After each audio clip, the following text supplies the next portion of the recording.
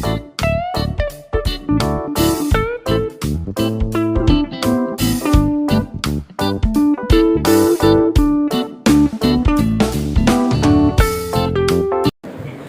morning to you all. Today is a Monday morning. In spite of all busy schedules, we are all assembled upon here to hear from two great scholarly people. In fact, the Tamil Nadu state government is working on a scheme to take artificial intelligence to the down level, to all levels in the administration and education. And a naturally intelligent person has been given that task. He is today with us as chief guest in spite of all schedules. On behalf of you, I welcome Dr. G. Volivanan, today's chief guest. The company, you must be all knowing Satyam Computers. The company went on to trouble. 51 employees of that company were put into dock. Within 100 days, he retrieved the company. He gave the livelihood, retrieved the livelihood of more than 51,000 employees of that company. Not only that, he has taken up the honor and glory of India at greater heights. In spite of those, he is very simple, very humble, and he has done that for the sake of this nation, passion for his vocation, and he has done it for the nation, passion, and for his profession. In spite of all those things, he is very humble and simple. He is with us, our Professor and Manohar sir. I welcome you for this meeting. And also, from the institute, Madam is there, and the senior auditor, Mr. Ramakrishnan, is there, and Mr. Muhammad Nasir, Committee Elective Payroll 25 years, he has been addressed, and Nalla Sri Chellappa sir, and all our beloved Freemasons, Dr. Senior Member, Dr. K. S. Ramalingam sir, Jayamohan, Balasubramanian sir, R. Meenakshi Sundar sir, Master of Tamravani, Ramkumar sir, Treasurer, Gandhi sir, and another senior most member of our fraternity, the Colonel R. Devadas, and all the staff from St. Xavier's College, Madam Mary Ann, and from St. John's College, Mr. Abraham, and my co-sponsors, Auditor Subramanian and Mr. Meenakshi Sundar, and the MC of this evening, my classmate, Mr. Ravi Seshadri, Doctor of the Auditor, Ms. Chandra Meena, and a person who is behind all these things is Mr. M. Shankar Nayagam. He is from Rotary Village, and my dear brothers, sisters, people from present media, all the guests, I welcome you for all this honor you have given to us, and we'll enjoy the speeches of these two great giants today. Thank you, members. Wonderful welcome address. When he made a statement called Mr. Manohar is simple, I would like to quote something from his own book. He has done such a massive task of re-engineering a company, but then in that book he has written, எவ்வளவோ ஜாம்பவான்கள் இருந்தும் நான் ஒரு சின்ன அணில் தான் ராமாயணத்துல. I have never seen such a humble person. Give a big round of applause. ராமாயணத்தை code பண்ணி I just having a view சொல்லிட்டாரு.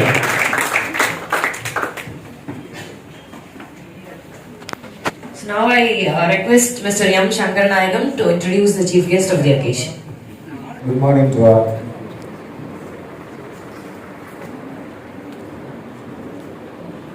Now I will introduce Dr. Volivanan. Dr. Volivanan is a mechanical engineer with a postgraduate degree in business administration from Loyola Institute of Business Administration, Chennai. He was awarded the Best All-Rounder Award for his outstanding academic and co-curriculum achievements. Dr. Volivanan has been awarded a PhD from the prestigious University of Madras, where his doctoral thesis on the publishing industry in the first of its kind. As the CEO of Emerald Business Publishers, at a 40 years old company, publishing organization, Volivanan is an entrepreneur leader in this field. From 2015 to 18, he served as non-academic member on the Board of Studies (PG) in English literature at the University of Madras. Currently, he served in a similar position at Manamal Sundarnadu University, Tirunelveli also. An active Rotarian for the past 24 years, Olivanan was a district governor for Rotary District 3230 in 2010 and 11. Overseeing 108 clubs across Tamil Nadu district including Chennai, Vellore, Tiruvannamalai and Tiruvallur during his tenure.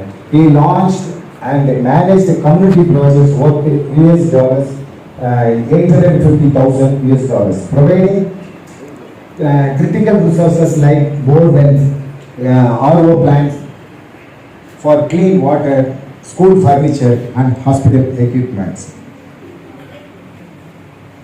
Noteworthy milestone in his Rotary career includes 3 significant projects. The first in December 2015 responded to the Chennai floods, where he coordinated with Rotary clubs across Tamil Nadu and India to distribute food packages. 7 kitchen basins. Chennai chapter of Bharat Yuva Shakti Trust and organization committed to entrepreneur development and mentoring. Actually, sir வந்து ஒரு பெரிய celebrity. Even இந்த ரோட்டரிலையும் சரி, அது போக அவங்க இருக்கக்கூடிய பொது வாழ்க்கையும் சரி. அவங்களுடைய ப்ரொஃபைல் படிச்சிங்கன்னா இன்றைக்கி அதுக்கு கொஞ்சம் ரொம்ப லேட் ஆகும், அதனால் ஷார்ட் பண்ணுறேன். சார் வந்து அவங்க வந்து பிஹெச்டி பண்ணியிருக்கிறாங்க. அவங்க ஒரு பப்ளிஷர், நிறையா புக்ஸ் வந்து படிக்கிறாங்க, புக்ஸ் நிறைய வாசிக்கிறாங்க, குழுக்கள் வச்சு நிறைய புக்குக்கு ரிவ்யூ பண்ணுறாங்க. அப்படி அவங்க வந்து ரொம்ப பிஸி ஷெடியூலில் இருக்கும்போது இந்த ஃபங்க்ஷனுக்கு நாங்கள் இன்வைட் பண்ணும்போது கொஞ்சம் ஆஸ்திரேலியாவே இருந்தாங்க. அவங்களோட பேஷனே என்னென்னா ஸ்டூடெண்ட்ஸ்க்கு கிளாஸ் எடுக்கிறது, ஸ்டூடெண்ட்ஸ் மத்தியில் பேசுறதுன்னா சாருக்கு ரொம்ப பிடிக்கும். நீங்கள் எவ்வளோக்கு எவ்வளோ இன்ட்ராக்ட் பண்ணுறீங்களோ அந்த அளவுக்கு அவருக்குலேருந்து நீங்கள் நிறைய நாலேஜ் நீங்கள் வந்து கேதர் பண்ண முடியும். அவர் அந்த அளவுக்கு விஷயம் தெரிஞ்ச ஆள். அதனால தான் தமிழ்நாடு அரசு வந்து இன்னைக்கு வந்து என்ன பண்ணிருக்காங்கன்னா ஆர்டிஃபிஷியல் இன்டெலிஜென்ஸ் ஒரு முக்கியமான புதுசாக வரக்கூடிய ஒரு எமர்ஜிங் ஃபீல்டு, அது ஒரு படிப்பு, அது ஒரு துறை அப்படின்னே நீங்க சொல்லலாம். அதுல கிட்டத்தட்ட என்ன மாதிரியான கோர்சஸ் பண்ணினா அது ஸ்டூடெண்ட்ஸ் கம்யூனிட்டியை ரொம்ப ஈஸியா போய் சேரும் அப்படிங்கிறத. அதாவது இப்போ நீங்க வந்து ஒரு புக் படிக்கிறீங்க, அந்த புக்கை ஒருத்தர் படிச்சு உள்வாங்கி எடுத்து சொன்னா, எளிய முறையில் எடுத்து சொன்னா எப்படி இருக்குமோ அப்படி ஒரு எளிய முறையில் எடுத்து சொல்றக்கூடியதான் நம்மளுடைய டாக்டர் ஒளிவண்ணன். ஸோ அவங்க வந்து இந்த ஆர்டிஃபிஷியல் இன்டெலிஜென்ஸில் ஒரு பெரிய கோர்ஸ் டிசைன் பண்ணிட்டு இருக்காங்க. நிச்சயமாக அது நம்முடைய கல்லூரி மாணவர்களை வந்து சேரும். அந்த நாட்கள் வெகு தொலைவில் இல்லை. ஸோ அவ்வளோ பெரிய ஒரு செலிபிரிட்டி அந்த சபைக்கு அறிமுகம் செய்து விட்டதில் நான் பெருமகிழ்ச்சி அடைகிறேன். தேங்க்யூ.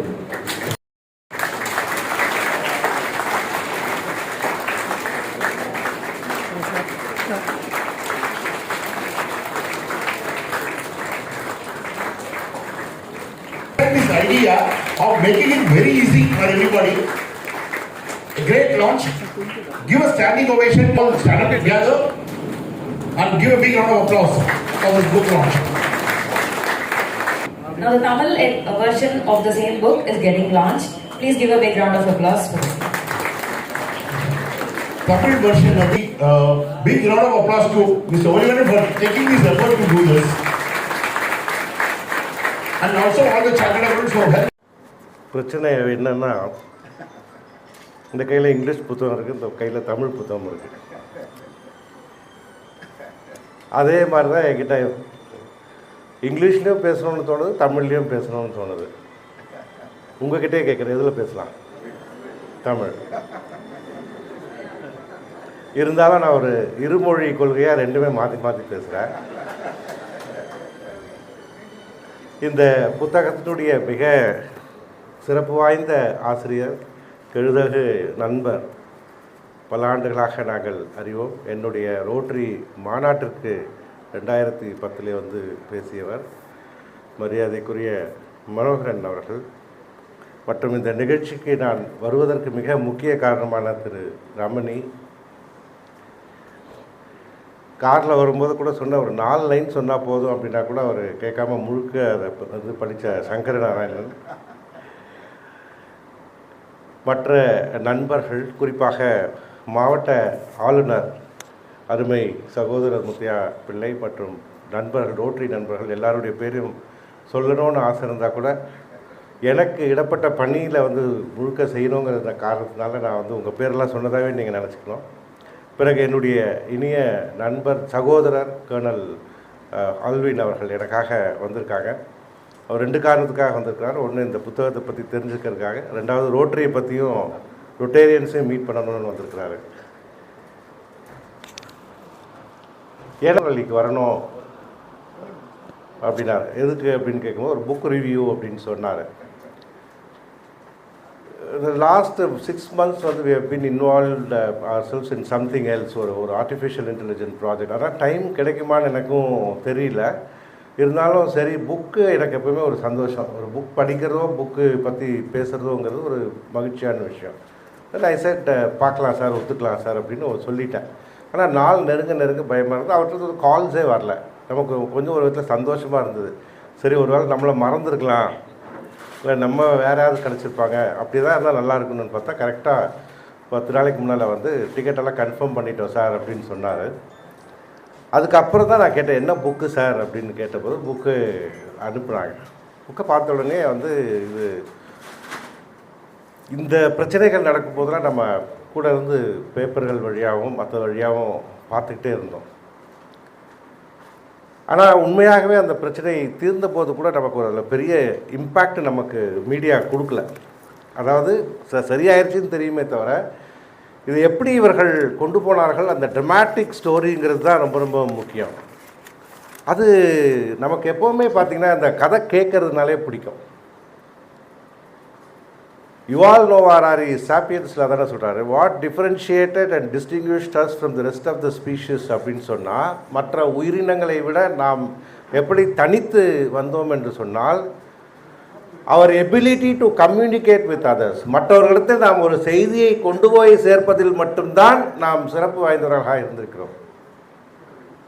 ஒரு நாள் நாம் எல்லோரும் இப்படித்தான் படைக்கப்பட்டிருந்தோம் என்று நீங்கள் நினைத்து கொண்டிருந்தால் அது நினைத்து கொள்ளுங்கள், உங்கள் நம்பிக்கை. டார்வீனிய தத்துவப்படி நாம் எல்லாம் ஓர் உயிரிலிருந்து வந்தவர்கள் என்பதை நோக்கி தான் இன்றைக்கு வரலாறு அதை நிரூபித்து கொண்டிருக்கிறது. அந்த வகையிலே பார்க்கும்போது நாம் இந்த கதை சொல்லக்கூடிய பாங்கிலே தான் நாம் சிறந்து விளங்குகிறோம் என்று அந்த புத்தகத்தில் சொல்கிறார். The art of story telling is imbibed in அவர் ஜீன்ஸ். அந்த கதையை கேட்பதில் நமக்கு வந்து அவ்வளோ சந்தோஷம்.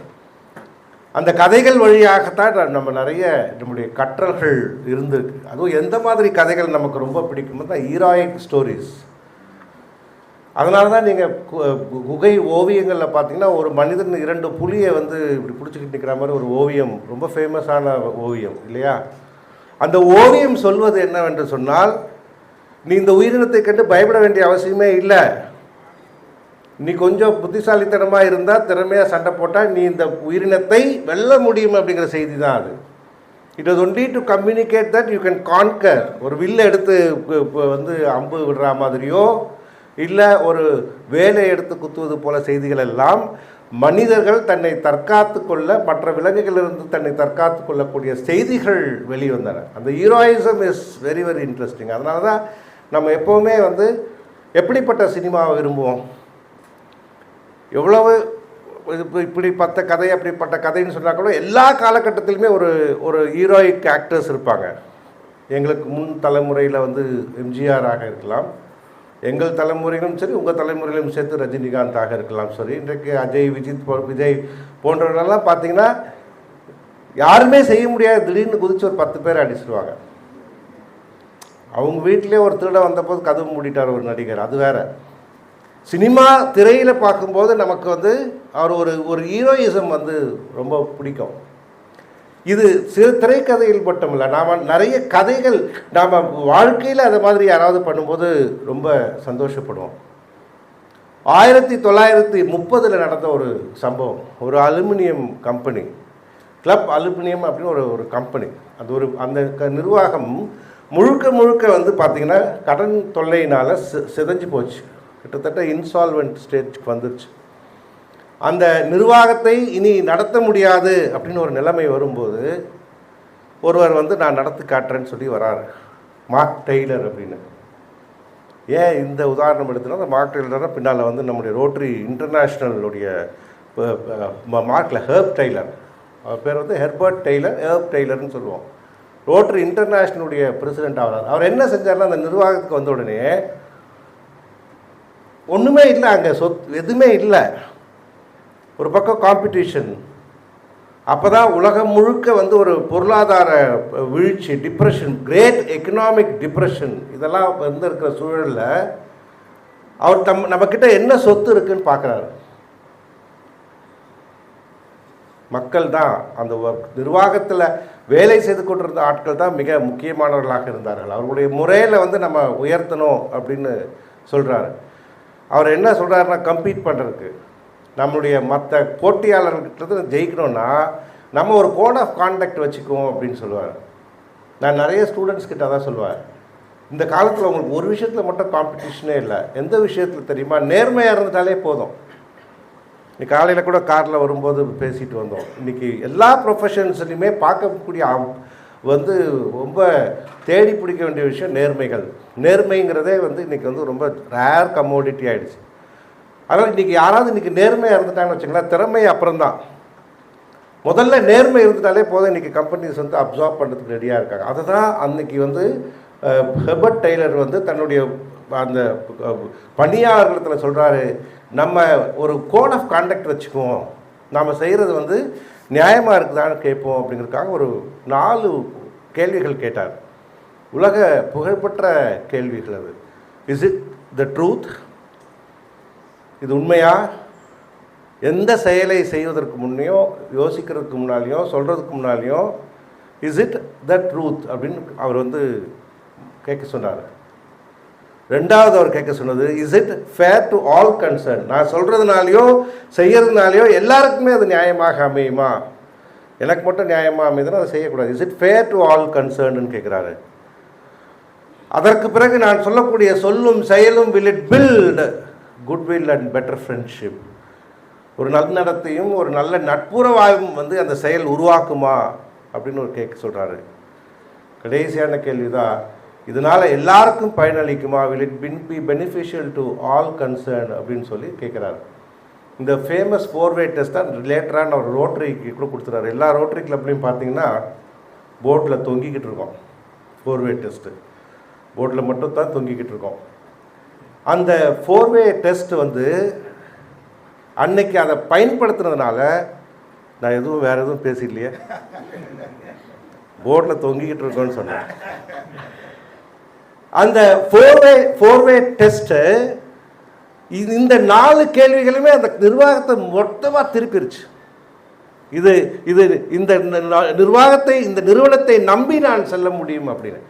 சென்னையில் கூட நிறைய கடைகள் இருக்குது. நான் எந்த கடையும் சொல்லி விளம்பரம் தருது, அதுவும் மனோகரன் சார் மாதிரி பெரும் ஆளுமைகள் இருக்கிற இடத்துல நான் அந்த பேரை சொல்லி விளம்பரம் கொடுக்கல. ஆனால் நாங்கள் அடிக்கடி பேசுவோம், ஏன் இந்த கடைக்கு மக்கள் திரும்ப போகிறாங்க? 100 புடவை கடைகள் இருக்கலாம், ஆனால் திரும்ப திரும்ப மக்கள் இந்த புடவை கடையை விரும்புறதுக்கு ஒரே காரணம், அவங்க இந்த கடை உருவாக்கி இருக்கிற அந்த நம்பிக்கை. பிராண்டுன்னு சொல்கிறோம் இல்லையா? என்ன பிராண்டுங்கிறது வந்து நத்திங் பட் த ட்ரஸ்ட். அதில் தான் அந்த ஹெர்ப் டெய்லர் வந்து ஜெயிக்கிறார். கிளப் அலுமினியம் வந்து டர்ன் அரவுண்ட் கம்ப்ளீட்லி. இது வந்து ரோட்டரியில் ஜாயின் பண்ண எல்லாருக்குமே இந்த கதையை கேட்கும்போது சிலிர்க்கக்கூடிய ஒன்று. அதுக்கு பிறகு ஒரு 50 வருஷம் கழித்து 1980களில் நாங்கள் நிறைய புத்தகங்கள் படிப்போம், நாவல்ஸாக படிப்போம். ஆங்கிலத்தில் வந்து மெதுவாக தான் படிக்க ஆரம்பித்தோன்னா, நாங்கள் படித்தது தமிழ் மீடியம்னால தமிழ் படித்த வேகத்தில் ஆங்கிலம் இல்லை, ஆங்கிலம் கொஞ்சம் பின்னால் வந்துகிட்டே இருக்கும்.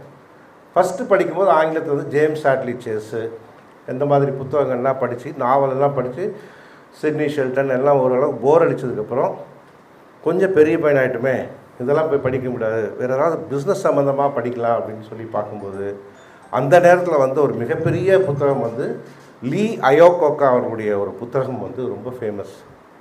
லீ அயோகோக்கா அப்படிங்கிறவர் வந்து இதே மாதிரி தான், மார்க் டெய்லர் மாதிரி தான், ஹெர்பர்ட் டெய்லர் மாதிரி தான் கிரைஸ்லர்னு ஒரு கார் கம்பெனி இருக்குது. இந்த புத்தகத்தை நான் வந்து ஒரு 10-15 தடவை படிச்சிருவேன். அவ்வளோ மெய்சிலிருக்க வைக்கக்கூடிய ஒரு புத்தகம். என்ன அப்படின்னு சொன்னால், அந்த கம்பெனியும் கிட்டத்தட்ட வந்து பேங்க்ரப்ட் ஆயிடுச்சு. ஒன்று because of the competition, worn out models எல்லாமே பழசு. இந்த நேரத்தில் லீ அயோகோக்கா உள்ளே வராரு அந்த கம்பெனியை காப்பாற்றுறதுக்கு. கவர்மெண்ட் ஆல்சோ வந்து help to them to fail out. இதுதான் முக்கியம். ஹெர்பர்ட் டெய்லருக்கு வந்து கவர்மெண்ட்டு பணம் கொடுக்கல, யாரும் எதுவுமே செய்யலை.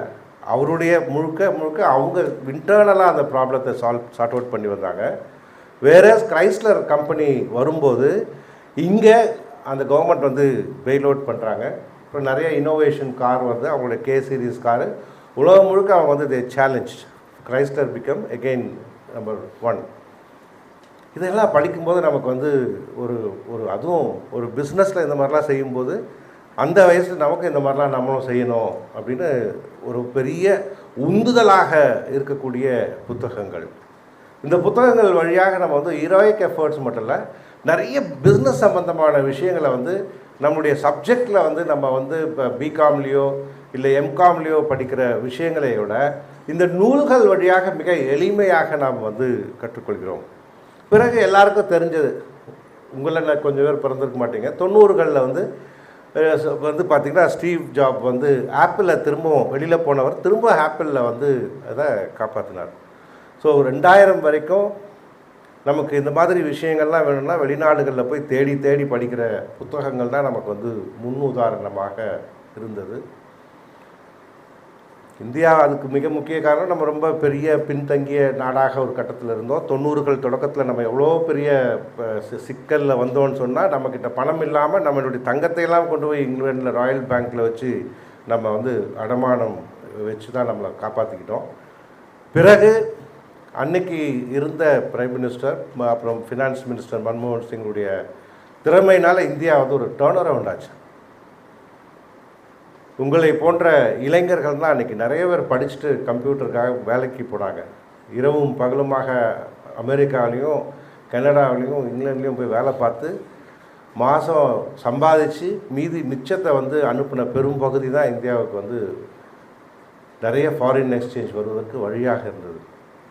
அப்போ கூட இந்தியாவுடைய இமேஜ் என்னென்னா, ரொம்ப பச்சையாக சொல்கிறதா இருந்தால் ஒரு ஒர்க்கர்ஸ் லெவலில் தான் இருந்தாங்க. குலீஸ் வந்து வேலை செய்கிற மாதிரி தான் அமெரிக்காவில் பார்த்தாங்க.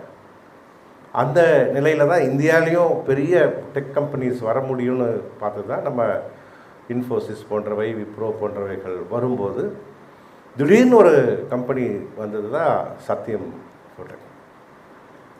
இந்த சத்தியம் வந்து வரும்போது எல்லோரும் நான் கூட போய் ஷேர் வாங்கினேன். நான் வாங்கின முதல் ஷேர் முதல் ஷேர் அதுக்கப்புறம் எந்த ஷேர் மார்க்கெட்டுக்கு நான் போகவே இல்லை. ராமலிங்க ராஜு வந்து ஒரு பெரிய ஒரு இன்ஸ்பிரேஷனலாக இருந்தார், ரோல் மாடல். அது யங் ஃபெலோ, அதுவும் அதுக்கு முன்னால் இந்தியாவிலையும் பார்த்திங்கன்னா ஒரு பயஸ் இருந்தது. எப்போவுமே இந்த மாதிரி வேலைகள் செய்வது விந்தியமலைக்கு அப்பால் இருக்கிறவங்களுக்கு தான் பிஸ்னஸ் வரும், இந்த விந்தியமலைக்கு கீழே இருக்கிறவங்க டை கட்டிக்கிட்டு வந்து அவர் டிக்னிஃபைடு கூலியாக தான் வேலை செய்வான், இங்கிலீஷ் பேசிக்கிட்டு அப்படின்னு தான் இருந்தது. ஆனால் அதை உடைக்கக்கூடிய வகையில் வந்து உருவாக்கப்பட்ட ஒரு மாபெரும், ஏன் இவ்வளவு பீடிகை போட்டோன்னா ஏதோ ஒரு கம்பெனி எங்கேயோ மூழ்கி போச்சு, இதுக்கே இவ்வளோ பெரிய போராட்டம் அப்படின்னு நம்ம கேட்க முடியாது. அப்படி புத்தகங்களை வாசித்து வந்த எனக்கு இந்த புத்தகம் வந்து கையில் கிடச்ச போது, நான் ஏற்கனவே சொன்னேன், இதில் இருக்கிற நிகழ்ச்சிகள்லாம் ஓரளவுக்கு எல்லாருக்கும் இங்கே இருக்கிறவங்களுக்கு தெரிஞ்சிருக்கும். அந்த நேரத்தில் வந்து பிரேக்கிங் நியூஸ் அப்படின்னு பெருசாக டிவியில் வரலனா கூட இந்துலேயோ இல்லை டைம்ஸ் ஆஃப் இந்தியாலேயோ இது வந்து செய்திகள் வந்து நிறைய நம்ம வாசிச்சிருக்கோம். ஆனால் கூட கடந்து போயிட்டோம், பரவாயில்ல சத்தியம் வந்து திரும்ப பேக் ஆன் ரெயில்ஸ், அந்த அளவுக்கு தான் நமக்கு தெரியும். அதில் இருக்கிற போர்ட் ஆஃப் டைரக்டர்ஸில் ஒரு பேர், நான் சத்தியத்தின் மேலே சத்தியமாக எனக்கு வந்து மனோகரன் சாருடைய ரோல் அவ்வளோ பெருசுங்கிறத நான் அன்றைக்கி கவனிக்காமல் போயிட்டோமோன்றது இந்த புத்தகம் வாசிக்கும்போது தான் நான் உணர்ந்தோம். ஏன் புத்தகம் ரொம்ப முக்கியம் அப்படின்னு சொன்னால், நிறைய நம்ம தவறு செய்கிறோம், பதிவுகளே சரியாக செய்கிறதே இல்லை. நமக்கு எத்தனை பேர் தாத்தாக்கு முன்னால் இருந்த தாத்தா பேர் தெரியும், நம்ம பரம்பரையே இல்லையா நமக்கு? நல்லா யோசிச்சு பார்த்திங்கன்னா ஒரு 4 தலைமுறைக்கு மேலே பேரே சொல்லணும். சிலர் வீட்டில் பணங்கள் வச்சுருப்பாங்க. எனக்கு தெரிஞ்சு ஒரு பெரிய சித்த வைத்தியர் 400 வருஷமாக வந்து அந்த படங்களை காமிச்சிக்கிட்டே இருந்தார். அவருன்னு எனக்கு ஆச்சரியம், எப்படி 400 வருஷத்துக்கு முன்னே அந்த படம் எடுத்துருப்பாங்க. அதுக்கப்புறம் அவங்க ஒரு மாதிரி இவங்க தாத்தானா இப்படி தான் இருப்பார் அப்படின்னு உருவத்தெல்லாம் உருவாக்கி அதை வந்து ஃபோட்டோகிராஃப் மாதிரி மாற்றி வச்சுருந்தாங்க. அவ்வளோதான், மற்றபடி நமக்கெல்லாம் தெரியவே இல்லை. இந்த இனிஷியல் கூட கொஞ்ச நாள் காண ஒரு 2லேயே நின்றுது. அப்போது நமக்கு அந்த பெயர் நமக்கு அந்த நம்முடைய காலத்து சாதனைகளையே வந்து பதிவு செய்ய முடியாமல் போன ஒரு மோசமான ஒரு சூழலில் தான் நம்ம இருந்திருக்கிறோம். நம்ம சொல்கிறது கூட இல்லை, எதுவுமே எழுதலைன்னா கூட குறைஞ்சது நம்ம தாத்தாவை பற்றியாவது இந்த அவர் சொன்ன விஷயத்தெல்லாம் சொல்ல மாட்டாங்க. அவர் பண்ண தப்பை தான் சொல்ல, எல்லாத்தையும் போய் ஓய்ச்சாப்பா கூத்தியார் வீட்டில் அப்படின்ற மேக்ஸிமம் சொல்லி ஒரே சென்டென்ஸில் அவரை க்ளோஸ் பண்ணிடுவாங்க. நம்மளும் அவரை பற்றி யோசிக்கிறதுக்கே பயப்படுவோம். அவர் இப்படிலாம் அந்த காலத்தில் இழந்துட்டாரோ, யார் அந்தம்மா அப்படின்லாம் தோணுமே தவிர, யாருமே அவருடைய டைம்ஸ் அண்ட் டர்புலேஷன்ஸ் சேலஞ்சிங் டைம்ஸை பற்றி நம்ம சொல்லலை. அதனால் நான் உங்களுக்கெல்லாம் சொல்கிறது என்னென்னா, இன்றைக்கி நிறைய வசதிகள் இருக்குது. உங்களுக்கு கம்ப்யூட்டரில் போய் ஃபேமிலி ட்ரீயே போடலாம். நீ போய் முதல்ல செய்ய வேண்டியது அதுதான். உங்கள்கிட்ட யாரெல்லாம் முடியுமோ உங்களுடைய உறவினர்களுடைய பெயர்களை வாங்கி க்ளவுட்லேயாவது சேமித்து வைங்க, நல்லது அப்படிங்கிறதுக்காக. அந்த வகையில் இந்த புத்தகத்தை வந்து எனக்கு கிடைச்சது பிறகு நான் முதல்ல அப்படியே பார்க்க ஆரம்பித்தேன். முதல் பக்கம் படிக்கும்போதே ஒரு நல்ல நாவல், நான் இந்த ஃபோர்வேர்ட் ப்ரீஃபேஸ் இதெல்லாம் நான் முதல்ல படிக்கிறது இல்லை. ஏன்னா அது நம்ம புத்தகத்தை பற்றி முழுசாக சொல்லிடும். அதனால் நான் முதல்ல ஸ்ட்ரெயிட்டாக நேராக சாப்டருக்கு போயிடுவேன். பின்னால் நம்ம படித்து முடித்ததுக்கப்புறம் நம்ம படிச்சுக்கிட்டதுக்கும் ஆசிரியர் சொல்கிறதுக்கும் ஒத்து போதான்னு பார்க்குறதுக்கு நான் ப்ரிஃபேஸு படிக்கிறது. அப்போ இதை எடுத்து போய் முதல்ல எடுத்த உடனே பார்த்தா இது திடீர்னு ஒரு சந்தேகம் வந்துச்சு, இது கதையா நாவலா இல்லை ஒரு ஃபினான்ஸ் புக்கா அப்படிங்கிறது. இந்த புத்தகத்தினுடைய பெரிய சிறப்பே இதை எழுதப்பட்டிருக்கின்ற அந்த நடை, அதோடைய அந்த போக்கு எந்த இடத்துலையுமே உங்களுக்கு ஒரு போரை அடிக்காத அளவுக்கு விறுவிறு நாவல் போல் கொண்டு போயிருக்கு. சரி ஆங்கிலத்தில் தான் அப்படி இருக்குது, தமிழில் எப்படி இருக்குன்னு இங்கே அந்த குறிப்பிட்ட ஒரு சில நேரத்துக்குள்ளே நான் 2-3 இதை எடுத்து பார்க்கும்போது ஆங்கிலத்தில் என்ன விறுவிறுப்பு நடை இருந்ததோ அதே தமிழில் வச்சுருக்காங்க. சரி, இந்த கதை என்ன கதை அப்படின்னு பார்த்தீங்கன்னா, இது கிட்டத்தட்ட ஒரு த்ரில்லர் மாதிரி தான் இருந்தது. இங்கே நான் யாரையும் வில்லனாக சொல்ல வரலை. இது 2009 ஆண்டு. இன்றைக்கி 16 வருஷத்துக்கு முன்னால் ஒரு ஜனவரி மாதம் காலையில் 7ஆம் தேதி அன்றைக்கி நாங்கள் எல்லாம் யாரை ஒரு மிகப்பெரிய ஒரு இன்ஸ்பிரேஷனல் லீடராக நினச்சிக்கிட்டு இருந்தோமோ அவரை எங்களைய லெட் அஸ் வெரி பேட்லி. என்ன சொன்னார்? நான் ஏமாற்றி விட்டேன், ஐ சீட்டட் அப்படின்னு சொல்கிறார். இது ஒரு விதத்தில் நான் ஆனஸ்டியை ஜஸ்டிஃபை பண்ணல, ஆனஸ்டியை அவர்கிட்ட சொல்லணும். ஆமாம் நான் சீட் பண்ணிட்டேன் அப்படிங்கிறார். என்னங்க சார் சீட் பண்ணார் அப்படின்னு பார்த்தீங்கன்னா, இப்போ சொன்னால் உங்களுக்கு சிரிப்பு வரும். இதெல்லாம் ஒரு சீட்டிங்கா அப்படின்னு நினைப்பீங்க. ஒன்றுமே இல்லைங்க. அவருடைய கம்பெனியில் இவ்வளோ வியாபாரம் அப்படின்னா அதை கூடுதலாக ஒரு சைஃபர் போட்டு சொல்லிக்கிட்டார். அவர் கையில் எவ்வளோ பேங்க் பேலன்ஸுக்கோ கூட ஒரு 2 சைஃபர் போட்டு $1 பில்லியன் எங்ககிட்ட கேஷ் அண்ட் ரிசர்வ்ஸ் இருக்குனாரு. என்கிட்ட இப்போ அவருடைய ஃபினான்ஷியல் ஸ்டேட்மெண்ட்டில் பார்த்தீங்கன்னா நிறைய பொய்யான விஷயங்கள் இருந்தது, அதாவது அதிகப்படியாக. அதே மாதிரி எவ்வளோ கிளையன்ட்ஸ் எவ்வளோ இன்வாய்ஸ்னால் ஃபேக் கிளையன்ட்ஸ் இன்வாய்ஸ். நாங்கள் கூட நேற்று ஒரு 2 நாளைக்கு முன்னே பேசிக்கிட்டு இருந்தோம். ஒரு எழுத்தாளர் போய் கேளுங்க எவ்வளோ புத்தகம் விற்றுதுன்னா 1000 புக்கு விற்றுது அப்படின்னு சொன்னால் அது 1000 இருக்கா சார், 100 தான் சார் விற்றுருக்கோம். இன்னொரு எழுத்தாளர் 10,000 புத்தகம் விற்றுருக்கு அப்படின்னு சொன்னால் அது 10,000 இருக்கா சார், 100 தான் சார் இருக்கும் அப்படின்னாரு. இது தனக்கு இவ்வளோ பேர் இருக்காங்கன்னு சொல்லிக்கிறது ஒரு மிக முக்கியம். சினிமாவில் கூட ஒரு நண்பர் சொன்னார், பெரிய ப்ரொடியூசர்கிட்ட பேசிகிட்டு இருந்தபோது, எப்படி சார் 300 கோடி 200 கோடிலாம் வசூலிக்குதுங்கிறீங்க அப்படிங்கும்போது, அதெல்லாம் சும்மா சார் அப்படிங்கிறார். இது சும்மா எதுக்கு சார் சொல்கிறாங்க அப்படின்னா, இல்லை அப்போ தான் அது ஒரு ஹைப் க்ரியேட் பண்ணால் தான் அந்த ஒரு ஹீரோவுக்கு ஒரு பெரிய மார்க்கெட் இருக்கும் சார், மரியாதை இருக்கும். நான் சொன்ன அப்புறம் இடி ரெய்டு வராதா சார், அவங்களுக்கு இன்கம் டேக்ஸ் ரெய்டு வராதா சார்னா, அது அவங்களுக்கும் தெரியும் சார் அப்படின்னாரு. இது இந்த over the period of time இது இப்படிப்பட்ட ஒரு ஹைப் கொடுக்கறது மாப்பிள்ளை இப்படி இருக்கிறான்னு சொல்கிறாரு பாருங்க. மாப்பிள்ளை கேட்குதா உங்களுக்கு? பின்னால் கேட்குதா? பண்ணுற புரோக்கர் மாப்பிள்ளைக்கு நிறைய இல்லாத கதைகள்லாம் கூட்டி சொல்லுவார். கல்யாணம் ஆனால் அப்புறம் சரியாக போயிடும் அப்படிங்கிறதுக்கா. கேட்குதாம்மா? கடைசியா லாஸ்ட்டில் கேட்குதா? சரி, வரட்டும்.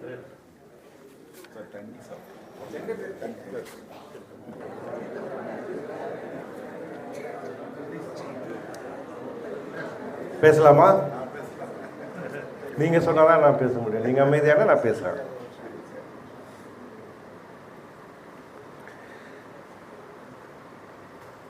இந்த அதிகப்படியாக சொல்கிறதுங்கிறது இன்றைக்கி பார்த்தீங்கன்னா அது ஒரு வழமையாக இருக்குது. அன்றைக்கி அவர் அதை சொல்லிட்டு இருக்கிறாரு. சரி, அதில் என்ன சிக்கல் அப்படின்னு வரும்போது அது பாட்டு போயிட்டே தான் இருந்தது. அவருடைய எக்ஸாஜுரேட்டட் ஹைலி இன்ஃப்ளேட்டட் ஃபிகர்ஸ் வந்து யாரையும் பாதிக்கலை. ஆனால் எப்போ பாதிச்சுது அப்படின்னு சொன்னால், அவர் வந்து ஒரு ரியல் எஸ்டேட் ஃபேர்மை வந்து ஒன்று அக்வயர் பண்ணுறதுக்கு போகிறாரு சத்தியம் மூலமாக, ராமலிங்க ராஜு மைதாஸ் அப்படின்னு. அதை வந்து அந்த போர்டு வந்து டிக்ளைன் பண்ணுது. அதுக்கப்புறம் தான் அவங்க ஒன்று ஒன்றா நோண்டி பார்க்கும்போது நிறைய விஷயங்கள் தெரியுது. இப்போ நிறைய இப்போ வந்து இப்போ பார்த்தீங்கன்னா, நீ இப்போ எவ்வளோமா மார்க்னா சில குழந்தைங்க இப்போ தெரியுமா 9 பக்கத்தில் 90ன்னு போட்டிருக்கோம், 8 பக்கத்தில் 80ன்னு போடும், 8 பக்கத்தில் 0 போடும். ஏதோ ஒரு படத்துல நினைக்கிறேன், ரொம்ப அருமையான ஜோக் அது. அவன் ஸ்கூல்லேருந்து மார்க் வாங்கிட்டு வருவான் 90. அவங்க அப்பா கேட்பார், நல்லா அடிச்சுவார், 90 நீ வாங்கினியான்னு. அப்புறம் கேட்பார், சரி உண்மையை சொல்லிடு, வேண்டாம் நீ 9 தானே பக்கத்தில் 0 தானே போட்ட அப்படின்வான். இல்லைப்பா சத்தியமாக இல்லைப்பா அப்படின்வான். இல்லை அது அவ்வளோ சீக்கிரம் சொல்லிவிட்டு அது முடிஞ்சிடாது. அவங்க அப்பாவை வந்து விட்டுட்டார். திரும்ப அவன் கல்யாணம் ஆகிறதுக்கு முன்னால் அப்பா நீ விட்டுரு, இப்போ பெரிய ஆகிட்டேன், கல்யாணம்லாம் ஆகிடுச்சு, எனக்கு இப்போவாவது சொல்லுப்பா நீ பக்கத்தில் 0 தானே போட்ட அப்படின்வார். இல்லைப்பா சத்தியமாக இல்லைப்பான்னு. இப்படியே போய் கடைசியில் அவங்க அப்பா சாக போகிற நேரத்தில் வந்து, நான் சாகும்போது தான் நிம்மதியாக வரேன்டா, நீ பக்கத்தில் 9 பக்கத்தில் 0 போட்டியா அப்படின்னாரு. இல்லைப்பா.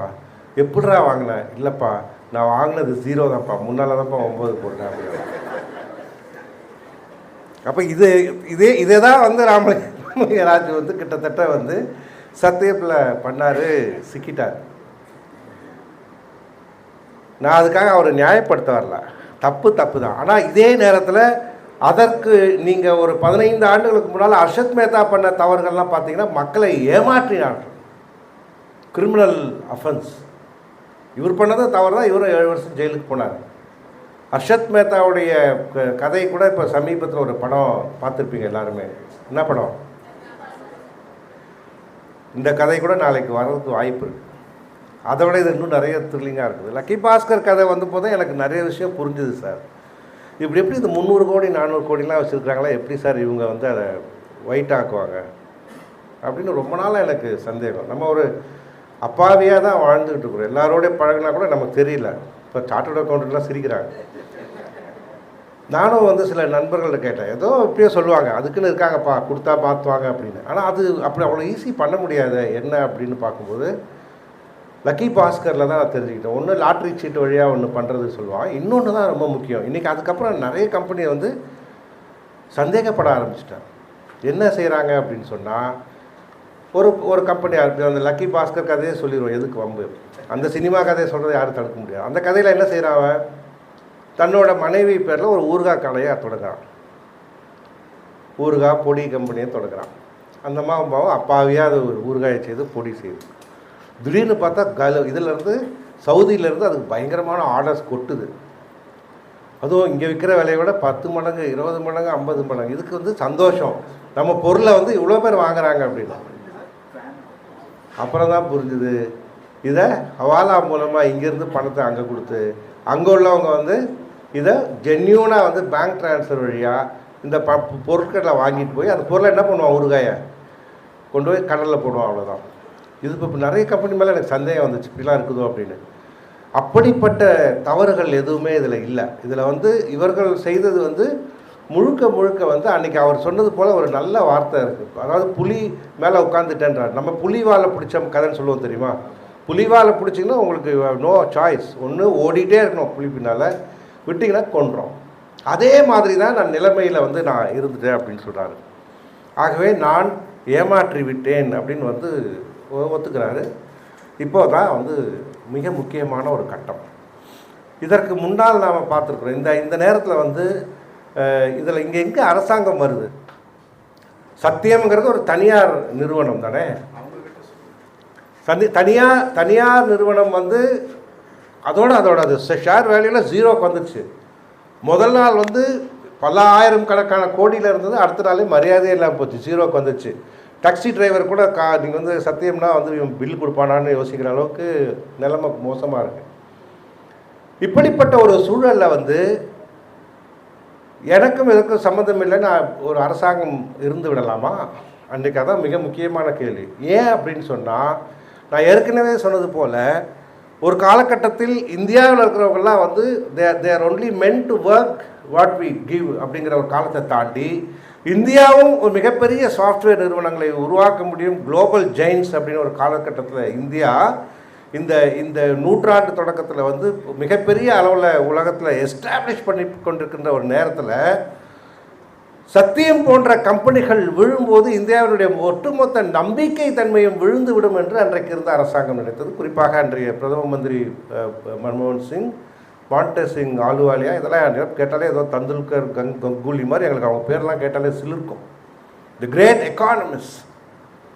உலகம் முழுக்க 2007-8 வந்து பொருளாதாரத்தில் வீழ்ச்சி அடைகின்ற போது இந்தியா மட்டும்தான் வந்து அதில் பெருசாக விழலை. அதுக்கு காரணம் அவங்களுடைய ப்ரூடண்ட் ஃபினான்ஷியல் மேனேஜ்மெண்ட் டெக்னிக்ஸ். இப்போ அவங்களுக்கு ஒரு பெரிய சேலஞ்ச் அவங்க முன்னால். ஏன்னா இதுக்கு பிறகு எலெக்ஷனும் வரப்போகுது. இது ஒன்று வந்து அவங்கள ஒட்டுமொத்தமாக நம்ம ஈஸியாக வந்து அவங்களோட க்ரெடிபிலிட்டியும் போயிடும், பொலிட்டிக்கல் க்ரெடிபிலிட்டியும் போயிடும், அவங்களுடைய இத்தனை காலம் கட்டி வைத்திருந்ததும் போயிடக்கூடிய ஒரு சூழல். இப்போ இந்த நேரத்தில் இந்த கம்பெனி என்ன செய்ய முடியும்? கிரைஸ்லர் மாதிரி ரொம்ப simple, government can pump money and save சத்தியத்தை காப்பாற்றலாம். பிறகு அதை வந்து கடனாக கொடுத்துட்டு கூட வாங்கிக்கலாம். இது ஒரு வழி. அதற்கு அரசாங்கத்துக்கிட்ட அன்றைக்கு நிதி வசதி இருந்தால் தெரியல, அந்த முடிவு எடுக்க அவர்கள் தயாராக இல்லை. இரண்டாவதாக செய்வது என்றால் என்ன செய்ய முடியும்? உன் பிரச்சனை நீ எதையாவது பண்ணிக்கப்பான்னு சொல்லி விட்டுறான். நீயாச்சும் உன் கம்பெனி ஆச்சு, எங்களுக்கு இருக்கிற பிரச்சனைகளே 1000 அப்படின்னு சொல்லி விட்டுருக்கலாம். ஆனால் இந்த மூணாவதாக ஒரு டெக்னிக் இந்த கவர்மெண்ட் ஆஃப் இந்தியா ஃபாலோ இருக்கு இல்லையா, அது வந்து பொன் எழுத்துக்களில் பொறிக்கப்பட வேண்டிய ஒன்று. அன்றைக்கி வந்து அவங்க முடிவு பண்ணுறாங்க, let us do everything possible to save this company அப்படின்னு சொல்லி அவங்க ஒரு தனியார்லேருந்து 6 டைரக்டர்ஸை வந்து அப்பாயிண்ட் பண்ணுறாங்க. நாஸ்காம்லேருந்து லீகல் லூமினரி அந்த மாதிரி நிறைய ஒவ்வொரு இதுலேருந்து வரும்போது அதில் ஒன்று தான் நம்ம இங்கே மரியாதைக்குரிய மனோகரன் அவர்கள் சார்ட்டர்ட் அக்கௌண்டன்ட் இதில் பிரசிடெண்ட்டாக இருந்தார். அவங்களையும் வந்து அதில் அப்பாயிண்ட் பண்ணுறாங்க.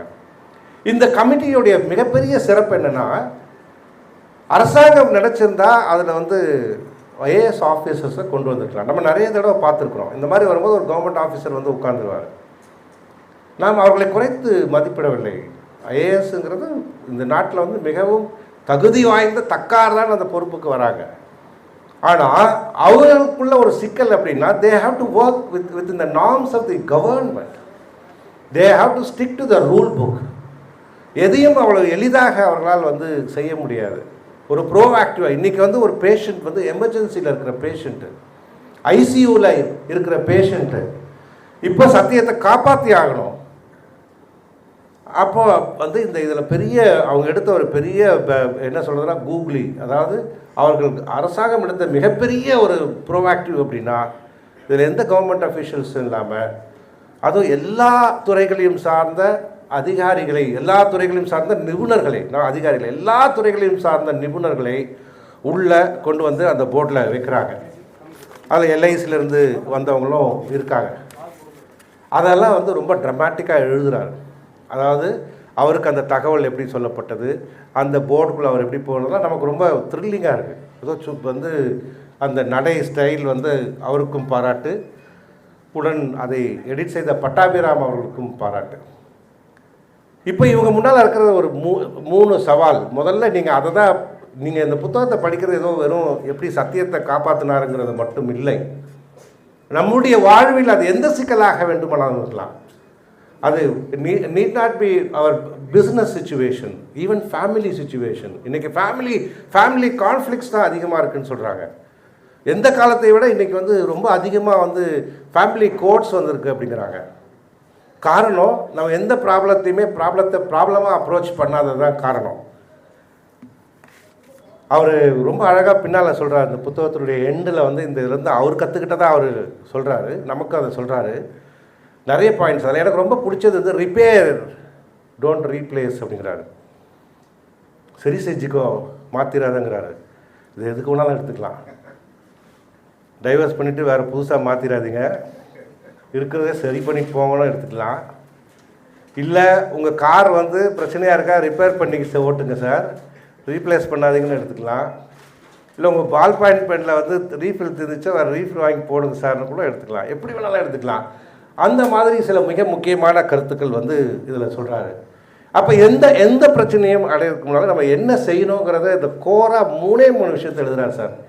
நீங்கள் எழுதி வச்சுக்கோங்க, உங்கள்கிட்ட இருக்க எந்த புக்லேயுமே அது இருக்காது. நீங்கள் படிக்கிற உங்களுடைய பிகாம்லேயோ எம்காம்லேயோ இல்லை பின்னால் எம்பிஏலேயே கூட நான் வந்து இவ்வளோ சிம்பிளாக ஒரு பெரிய கார்ப்பரேட் ப்ராப்ளத்தை 3 பாயிண்டில் வந்து செய்கிறார். அதுதான் மிக முக்கியம். அவர் கொடுத்துருக்க ஆர்டரில் தான் there is no particular order. முதல்ல வந்து ஃபினான்ஷியல் ஸ்டெபிலிட்டி கொண்டு வரணும் அப்படிங்கிறது தான் முக்கியம். நிதி நிலையை சரிப்படுத்துறது அதுதான் முதல் வேலை. என்ன செய்கிறது அப்படிங்கிறதுக்கு restructuring, restoring the financial stability தான் முதல் பாயிண்ட்டாக எடுக்கிறார். இந்த மொத்த சத்தியத்துடைய எல்லாத்துக்குமே அடிப்படையாக இந்த 3 பாயிண்ட் தான் இருக்குது. அது அழகாக வந்து தொகுத்து கொடுத்துருக்குறாரு.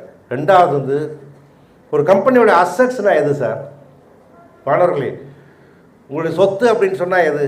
வீடு, மோட்டார் சைக்கிளு, காரு, கண்ணாடி, ஃபோனு, இதெல்லாம் இல்லை. ஒரு ஆர்கனைசேஷனுடைய முக்கியமான ரிசோர்ஸஸ் அப்படின்னு சொன்னால் அங்கே ஒர்க் பண்ணுற எம்ப்ளாயீஸ் தான் மிக முக்கியம். அங்கே வேலை செய்கிற பணியாட்களை வந்து ஒரு ரிசோர்ஸஸாக வந்து இந்த புத்தகத்தில் அவங்க உள்ளே நுழையும் போது அதான் எடுத்தாங்க.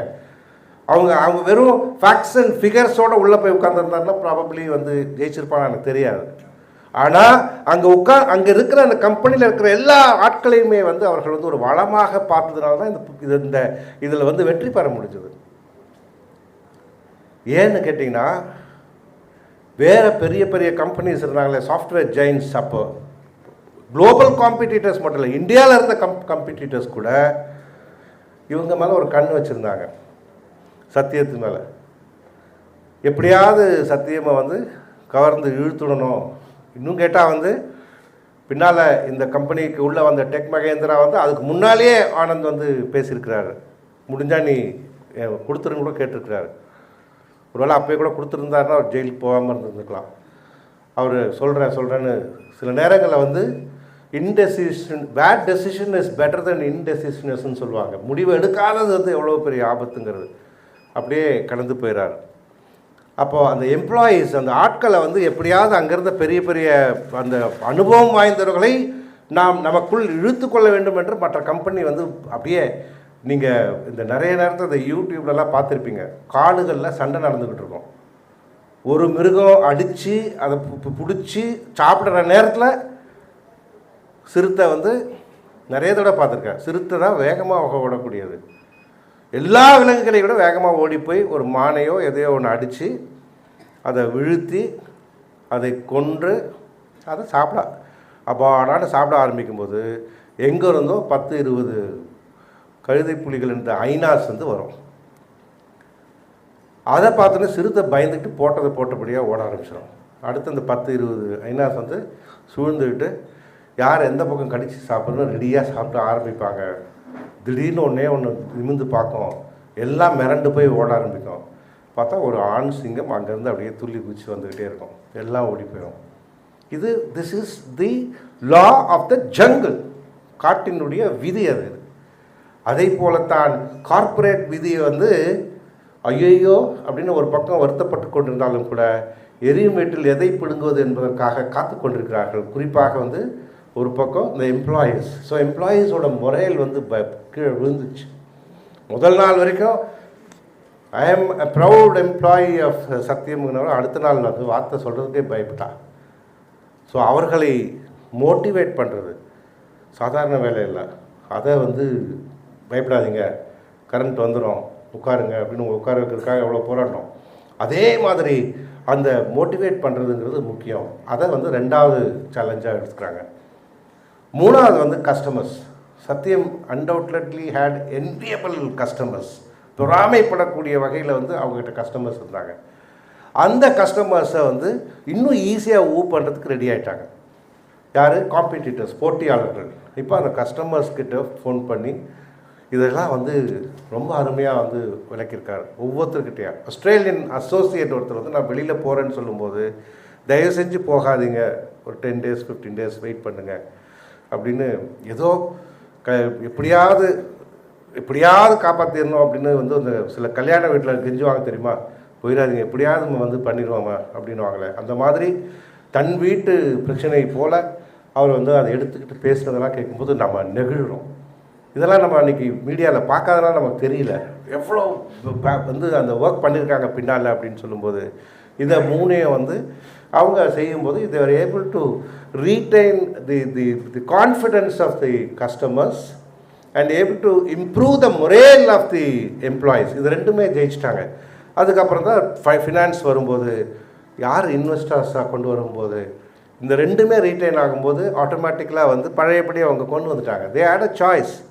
ஒரு ஷெல் கம்பெனி இன்னொன்று ஆரம்பித்து லைபிலிட்டிஸ் எல்லாம் அதை நீ வச்சுக்கோ, வந்து அதாவது லைபிலிட்டிஸ்லாம் சத்தியத்தில் ரீட்டைன் பண்ணி புதுசாக ஆரம்பிக்கிற கம்பெனியை வந்து சத்தியத்தோட அசட்ஸோட தொடங்கலான்னு கூட நினச்சாங்க. பட் எல்லாத்தையும் ட்ராப் பண்ணிவிட்டு சத்தியம் அப்படிங்கிற ஒரு பிராண்ட் நேம் இருக்குது, அந்த பிராண்ட் நேமை விட்டுறக்கூடாதுங்கிறதுக்காக அதையே தொடராங்க. அப்புறம் யார் யாரெல்லாம் வந்து இன்டர்நேஷ்னல் பீட் பண்ணும்போது வி ஆல் நோ தட் வந்து டெக் மகேந்திரா உள்ளே வராங்க. அவங்க வந்து ஆனந்த் மகேந்திரா வந்து இந்த கம்பெனியை அக்வயர் பண்ணி சத்தியம் வாஸ் ரிவைவ்டு. எவ்வளோ நாளில்?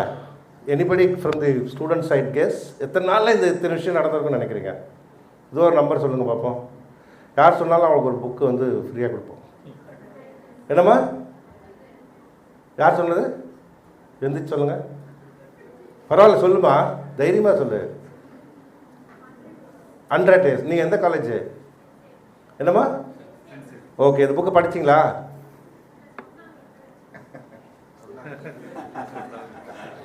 சரி, பரவாயில்ல, வாழ்த்துக்கள். உங்கள் பேர் என்ன? என்னம்மா? Infant Anto. கங்க்ராச்சுலேஷன்ஸ். பட் என்ன அவங்க சொன்னதை அங்கே சொல்லிட்டேன்னு சொன்னால் உன்னை ஆனஸ்டிக்காக கூட உனக்கு ஒரு புக்கு கொடுக்கறதுக்கு நான் பரிந்துரைக்கிறேன்.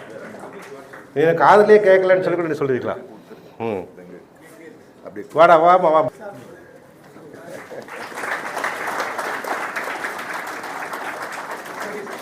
இந்த இந்த இந்த இந்த 100 நாட்கள் இதை வந்து கிட்டத்தட்ட இது ஒரு 100 நாள் வேலை திட்டம் மாதிரி தான் மிக பிரமாதமாக வந்து செய்து காட்டினார்கள். இதில் நமக்கு தெரிஞ்சுக்க வேண்டிய விஷயம் என்னென்னா, as Indians we have the internal mechanism to solve any big problems. யாரும் வெளியிலேருந்து வர வேண்டிய அவசியம் இல்லை. நம்மக்கிட்ட அதுக்கான பிரெயின் பவர்ஸ் இருக்குது. யாரை நம்ம வந்து ஹெர்பர்ட் டெய்லரை சொல்லிகிட்டு இருந்தோமோ, லீ அயோகாக்கா சொல்லிகிட்டு இருந்தோமோ, ஆர் ஸ்டீஃப் இவரை நம்ம வந்து ஆப்பிள் வந்து இப்போ இவரை சொல்லிட்டு இருந்தாலும் சரி, எல்லாத்தையுமே வந்து முறியடிக்கக்கூடிய வகையில் வந்து நம்மக்கிட்டே வந்து ஒருத்தர் இருந்தாங்க அப்படின்னு சொன்னால், இந்த 6 பேர் இருந்தால் கூட நம்முடைய மனோகரை வந்து அதை மிகப்பெரிய அளவில் வந்து சாதிச்சிருக்கிறது தான் இதனுடைய முக்கியம். அந்த வகையில் வந்து இந்த புத்தகம் வந்து படிக்கப்பட வேண்டும். இதில் நிறைய விஷயங்கள்லாம் சின்ன சின்ன விஷயங்கள்லாம் இருக்குது. அந்த ஒவ்வொரு சீல்டு கவர்ஸை பிரிக்கும் போது நமக்கு சஸ்பென்ஸை உருவாக்குறது. அந்த புத்தகத்தினுடைய சாதாரண அந்த ஒரு டெண்டர் ஓப்பன் பண்ணுறாங்க, அதில் எது யார் ஹையஸ்ட் பிட்டோ அது கொடுக்குறதானே. ஆனால் அதை பிரிக்கப்படும் போது கூட ஒரு சின்ன படிக்கிறவனுக்கு ஒரு பரபரப்பு கொடுக்குதுன்னா அதுதான் இந்த புத்தகத்தினுடைய ஒரு சக்ஸஸ். எல்என்டி வந்து 45 ரூபா 90 பைசான்னு கொடுக்குறாங்க. இன்னொரு கம்பெனி வந்து, ஏன்னா அவங்க மினிமம் பிட்டிங்னு ஒன்று இருக்குது, அதை விட ரொம்ப குறைவாக வந்துட்டு வச்சுங்களேன், இவங்களுடைய எல்லா பிளானுமே அப்செட் ஆகிடும். அதை பார்த்தோன்னே இந்த சம்ஹவ் ரிலீவ்டு, பரவாயில்ல மரியாதை இருக்குது அப்படின்னு. அடுத்து இன்னொரு கம்பெனி எடுக்கிறாங்க, அது வெறும் WC ரோஸ்ங்கிறது 20 ரூபா தான் வருது. டெக் மகேந்திரா ஓப்பன் பண்ணுறாங்க. அவங்க சீல் ஓப்பன் பண்ணும்போது நம்மளும் சேர்ந்து யோசிக்கிறோம், எவ்வளோ இருக்கும் பக்குன்னு இருக்குது. பார்த்தா 58 ரூபாய் அப்படின்போது நம்மளும் வந்து ஹே உற்சாகம். என்ன ஒரு ஷேரோட விலை 58 ரூபாய்க்கு அவன் வாங்குறான். அந்த கம்பெனிலேருந்து 51% அவன் அக்வயர் பண்ணுறான். 30% வந்து இப்போ 31% வந்து ப்ரிஃபரன்ஷியலாகவும் 20% பப்ளிக்லேருந்து ரைஸ் பண்ண போகிறான். ரொம்ப சாதாரண விஷயம், அந்த கம்பெனி தான். ஆனால் அதை வந்து எவ்வளோ யார் கையில் அது போகணுங்கிறது முக்கியம் தானே. யார் அந்த அனுபவத்தை வைத்திருக்கிறார்கள் அந்த கையில் போனால் தான் இது வந்து this can go to the next level அப்படிங்கிறது தெரியும். இல்லை மகேந்திரா, ஆனந்த மகேந்திரா ஏற்கனவே இந்த சத்தியத்தின் மீது ஒரு ஒரு அக்கறை வைத்திருந்தவர், பிரியம் வைத்திருந்தவர். அவர் கைக்கு போகணுங்கிறது. ஆனால் எங்கேயுமே சார் இந்த புத்தகத்தில் எக்ஸ்ட்ரா ஒரு இப்போ நான் நிறைய பேசியிருக்கலாம், ஏன்னா அந்த சுதந்திரம் இருக்குது. ஏன்னா நான் இதில் சம்மந்தப்படாத ஆள், கூடுதலாக நான் வந்து அப்ஜெக்டிவ்ஸ் யூஸ் பண்ணியிருக்கலாம், செய்யலாம். ஆனால் இந்த புத்தகத்தினுடைய மிகப்பெரிய சிறப்பு வந்து it is so well documented. எதுலேயுமே எங்கேயுமே இவங்களுடைய ப்ரிஃபரன்சஸ் எங்கேயுமே அவர் சொல்லவே இல்லை. நான் கூட ஏதாவது தெரியுதா மனோகருடைய விருப்பம் என்ன என்ன நிறைய நேரத்தில் நம்ம ஒரு முன்முடிவோடு தான் போய் உட்காருவாங்க. அப்படி எதுவுமே இல்லாமல் எதையுமே காட்டாமல் மிக பிரமாதமாக வந்து இந்த டீல் வந்து செய்கிறாங்க. அப்புறம் அவங்க அக்வயர் பண்ண பிறகு மற்ற 4 பேர் ரிலீவ் ஆகிடுறாங்க. இப்போ புது போர்டு கான்ஸ்டியூட் பண்ணும்போது இவங்க ஒர்க் பண்ணுறாங்க. This was a remarkable success story of Indian corporate இண்டஸ்ட்ரியாக இருந்தாலும் இதில் முக்கியமாக பாராட்டப்பட வேண்டியது வந்து இந்த மாதிரி ஒரு பெரிய நேஷ்னல் கிரைசிஸ் வரும்போது அதை எப்படி வந்து ஒரு கவர்மெண்ட் ஹேண்டில் பண்ணணும், ஒரு பிரைம் மினிஸ்டருடைய பொறுப்பு என்ன, ஃபினான்ஸ் மினிஸ்டருடைய பொறுப்பு என்ன, என்டையர் டிபார்ட்மெண்ட்டுடைய பொறுப்பு என்ன அப்படிங்கிறத வந்து அன்னைக்கு மிக அருமையாக வந்து நாம் வந்து பார்க்குறோம். மன்மோகன் சிங்கும் அவருடைய கூட இருந்த டீம் ஆஃப் பீப்புளும் வந்து ஹேண்டில் பண்ணியிருக்காங்க. அவருக்கு பிறகு உங்களுக்கு தெரியும், எஸ் ரிசீவ்ட் மெனி அவார்ட்ஸு, இப்போ பாராட்டுக்கள் இதெல்லாம் வந்து அவருக்கு கிடைச்சிருந்தாலும் கூட அவர் சொன்னது போல் வந்து சேஷாத்ரி சொன்னது போல் வெரி ஹம்பிள். மனோகர் வந்து அப்போ நான் என்னுடைய ரோட்டரி கான்ஃபரன்ஸ் வந்தபோது கூட எனக்கு தெரியாது இவ்வளோ பெரிய சாதனை அவர் பண்ணிட்டு வந்தாருங்கிறது. நாங்கள் வந்து நமக்கு தெரிஞ்ச ஆடிட்டரு, நமக்கு வந்து பிரசிடெண்ட்டாக இருந்தாங்க, அவங்க ஒய்ஃப் வந்து ஒரு டென்டிஸ்ட்டு, நமக்கெல்லாம் பழக்கம், நல்ல மனுஷர், நல்லா ரொம்ப சாஃப்ட் ஸ்வீட்னு நினச்சோமே தவிர பின்னால் தான் போய் பார்க்கும்போது ஒரு ஆர்னால்ட் ஷ்வார்ஸ்நெகர் மாதிரியோ இல்லை ஒரு ஜாக்கி சான் மாதிரி ஒருத்தர் வந்து நம்ம வந்து மிஸ் பண்ணிட்டோமே அன்றைக்கி தெரிஞ்சிருந்தா அப்படிங்கிற அளவுக்கு சிறப்பாக செயல்பட்டிருக்கிறார். என்னுடைய வேண்டுகோள் என்னென்னா எல்லா மாணவர்களும் நீங்கள் வாங்க முடியுமான்னு எனக்கு தெரியல, இங்கே இருக்கிறவங்க வந்து இந்த புத்தகத்தை வந்து வாங்கி அவங்களுக்கு கொடுக்கணுங்கிறது தான் என்னுடைய வேண்டுகோள். ஏன்னா இந்த புத்தகங்கள் எல்லாருமே படிக்கணும். இன்றைக்கி வந்து இப்போ புத்தகங்கள் படிக்காமல் கூட நம்மால் அறிவை பெறக்கூடிய அளவுக்கு அவர் சொன்னது போல் செயற்கை நுண்ணறிவுலாம் வந்துருச்சு.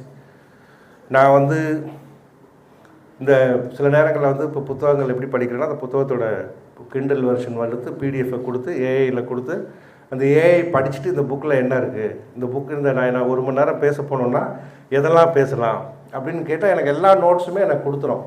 அப்படித்தான் நான் ஒரு 2-3 புத்தகங்கள்லாம் பண்ணேன். அப்புறம் பார்த்தா எனக்கே அது வெறுப்பாக இருந்தது, சரி எவ்வளோ தப்பு பண்ணுறோம் அப்படின்னு. ஏன்னா நான் என்கிட்ட நீங்கள் வந்து மெர்சிடிஸ் பென்ஸில் போகலாம், பிஎம்டபிள்யூவில் போகலாம் சார், அதுக்காக நான் காலில் நடக்க மாட்டேன்னு சொல்ல முடியாதுல்ல இல்லையா? பிறந்ததுலேருந்து நான் கார்லேயே தான் இருப்பேன்னா உங்கள் கால் சூம்பி போயிடும். அது போலத்தான் எல்லா வசதிகளும் இருந்தால் கூட ஞாபகம் வச்சுக்கோங்க, படிக்கிறதுங்கிறது ரொம்ப முக்கியம். நீங்கள் என்ன தான் வந்து மாத்திரை சாப்பிட்டு உடம்புல போஷாக்கு கொண்டு வரலாம், ஊசி குத்தி கொண்டு வரலாம். இப்போ வந்து ஸ்பேஸில் இருந்தாங்கன்னு வில்லியம்ஸ் திரும்பிட்டாங்களா? அவங்க நாளைக்கு வராங்க. இப்போ அவங்க என்ன சாப்பிட்டாங்க? சாம்பார் சாதம், ரச சாதம், குழம்பு இல்லாமல் சாப்பிட்டாங்க இல்லை. ஆனால் நம்மளை விட ஆரோக்கியமாக தான் இருந்திருக்காங்க. இப்போ நம்ம அதெல்லாம் சாப்பிட்டுட்டு இருக்கலாமே இல்லை. எல்லாத்துக்கும் முன்னால் நாக்குன்னு ஒன்று இருக்குது. அந்த நாக்கின் வழியாக அந்த ருசியை உள்வாங்கி நம்ம வந்து சாப்பிட்றதெல்லாம் இருக்குது, சுவைத்து சாப்பிட்றது. அதே போல் தான் செய்திகள் வந்து என்னை மாதிரி ஒருத்தர் சொல்லலாம், இல்லை நீ ஏஐயில் கேட்டு தெரிஞ்சுக்கலாம், எப்படி வேணாலும் இருந்தாலும் மறந்துடாதீங்க, புத்தகங்களை வாசித்தால் மட்டும்தான் உங்கள் மனதினை ஒருநிலைப்படுத்த முடியும். அந்த வகையில் நீங்கள் அடுத்து படிக்கக்கூடிய ஒரு புத்தகமாக பாடப்புத்தகங்களில் இருந்து பெறக்கூடிய அறிவை விட 10 பாடப்புத்தகங்களுக்கு சமமாக இந்த புத்தகத்தில் இருக்கிறது என்று சொல்லி வாய்ப்புக்கு நன்றி கூறி விடைபெறுகிறேன். நன்றி, வணக்கம். So very good morning to everyone gathered here. I'm C.H. Andramina and I take immense pleasure in introducing the star of today's occasion, Padma Shri C.A.T.N. Manohar sir. He was born in a freedom fighters family with agriculture as the occupation. He's a chartered accountant with 41 years of standing. He's also a law graduate. He authored books for professionals and students on taxation and was an acclaimed teacher for 2 decades. He was the president of the Institute of Chartered Accountants of India during the year 2006-07. He was part of the government nominated board for revival of Satyam Computer Services Limited. He has written his experience as the book titled The Tech Phoenix, Satyam's 100-Day Turnaround. He served as chairman of the Committee on Accounting Standards and Taxation of Confederate of Indian Industry during 2009 to 2011. He has addressed training programs at Nagpur Academy on Direct Taxes, Reserve Bank of India Staff College, and for Income Tax Appellate Tribunal members at the Judicial Academy. He has addressed renowned institutions in India and abroad, including reputed foreign universities such as Chicago University in USA, Warwick University in UK, and Southern Queensland University in Australia. He served as the chairman of Canara Bank for 5 years up to August 2020 and as the administrator of Lakshmi Vilas Bank during November 2020 till its merger with DBS Bank. He was the chairman of the task force constituted by the RBI for making recommendations for establishing secondary market for corporate loans in India. C.A. Manoharan is currently the chairman of IDBI Bank. He is on the board of Mahindra & Mahindra and National Bank for Financial Infrastructure and Development. C.A. Manoharan is presented with Lifetime Achievement Award in 2005, For the Sake of Honor Award in 2007 and Dronacharya Award in 2022 by the Rotary. Super Achiever Award in 2006 by the Lions International. He also received Business Leadership Award from Honorable Finance Minister of India under the NDTV Profit in October 2009 and CNN-IBN Indian of the Year 2009 Award from the Honorable Prime Minister of India in December 2009, which was received as part of the Satyam Revival team. Mr. Manoharan was conferred the Civilian Honour Padma Shri Award by the President of India on 7th April 2010. இது எல்லாமே விக்கிபீடியாவில் பார்த்தாவே இருக்கும். So இது போக நான் அடிஷ்னலாக add பண்ண விரும்புகிறேன் என் லைஃப்பில் நடந்த ஒரு இன்சிடென்ட். ஸோ ஒரு 8-9 months முன்னால் எங்கள் அப்பாவும் மனோரன் சாரும் ஒரு அக்கேஷனில் மீட் பண்ணுற சான்ஸ் இருந்திருக்கு. ஸோ அப்போது பேசிகிட்டு இருக்கும்போது நான் அந்த ஸ்டேஜில் சிஏ ஃபைனல் ஒரு குரூப் கிளியர் பண்ணியிருக்கேன், ஒரு குரூப் ப்ரிப்ரேஷன் போயிட்டுருக்கு. ஸோ என்னை பற்றியும் சொல்லும்போது சார் இந்த குரூப் எப்படி கிளியர் பண்ணணும் அப்படிங்கிறதுக்கு கொஞ்சம் பாயிண்ட்ஸ் சொல்லிவிட்டு நான் ஸ்டூடெண்ட்ஸ்க்கு அட்ரஸ் பண்ண ஒரு வீடியோவை நான் ஷேர் பண்ணுறேன், அவளை பார்க்க சொல்லுங்கள் அப்படின்னு சொல்லியிருக்காங்க. ஸோ நான் அந்த வீடியோ பார்த்தேன் அண்ட் இன்னைக்கு சாரை நான் மீட் பண்ணுறேன். சார் என் டாட்டர்னு எங்கள் அப்பா இன்ட்ரடியூஸ் பண்ணதும் என்னோட வீடியோ பார்த்தீங்களா, கிளியர் பண்ணியாச்சா, வாஸ் இட் யூஸ்ஃபுல் அப்படின்னு கேட்டாங்க. So he would have met lakhs of people in his life. So என்னை பார்த்ததும் அவங்களுக்கு அது ஞாபகம் வரணும்னா அந்த எஃபர்ட் எடுத்து சொல்லியிருந்தா மட்டும்தான் ஞாபகம் வந்திருக்கும். ஸோ இவ்வளோ லைஃப்பில் அச்சீவ் பண்ண ஒருத்தர் சின்ன சின்ன விஷயங்களை கூட ஞாபகம் வச்சுருக்காங்க அப்படின்னா that shows is down to earth nature. So இந்த ஒரு விஷயம் போதும் அவங்கள பற்றி நம்ம தெரிஞ்சுக்கிறது. So I take immense pleasure in introducing the star of the occasion Padmashri CATN Manoharan sir and I request him to address the gathering. Thank you.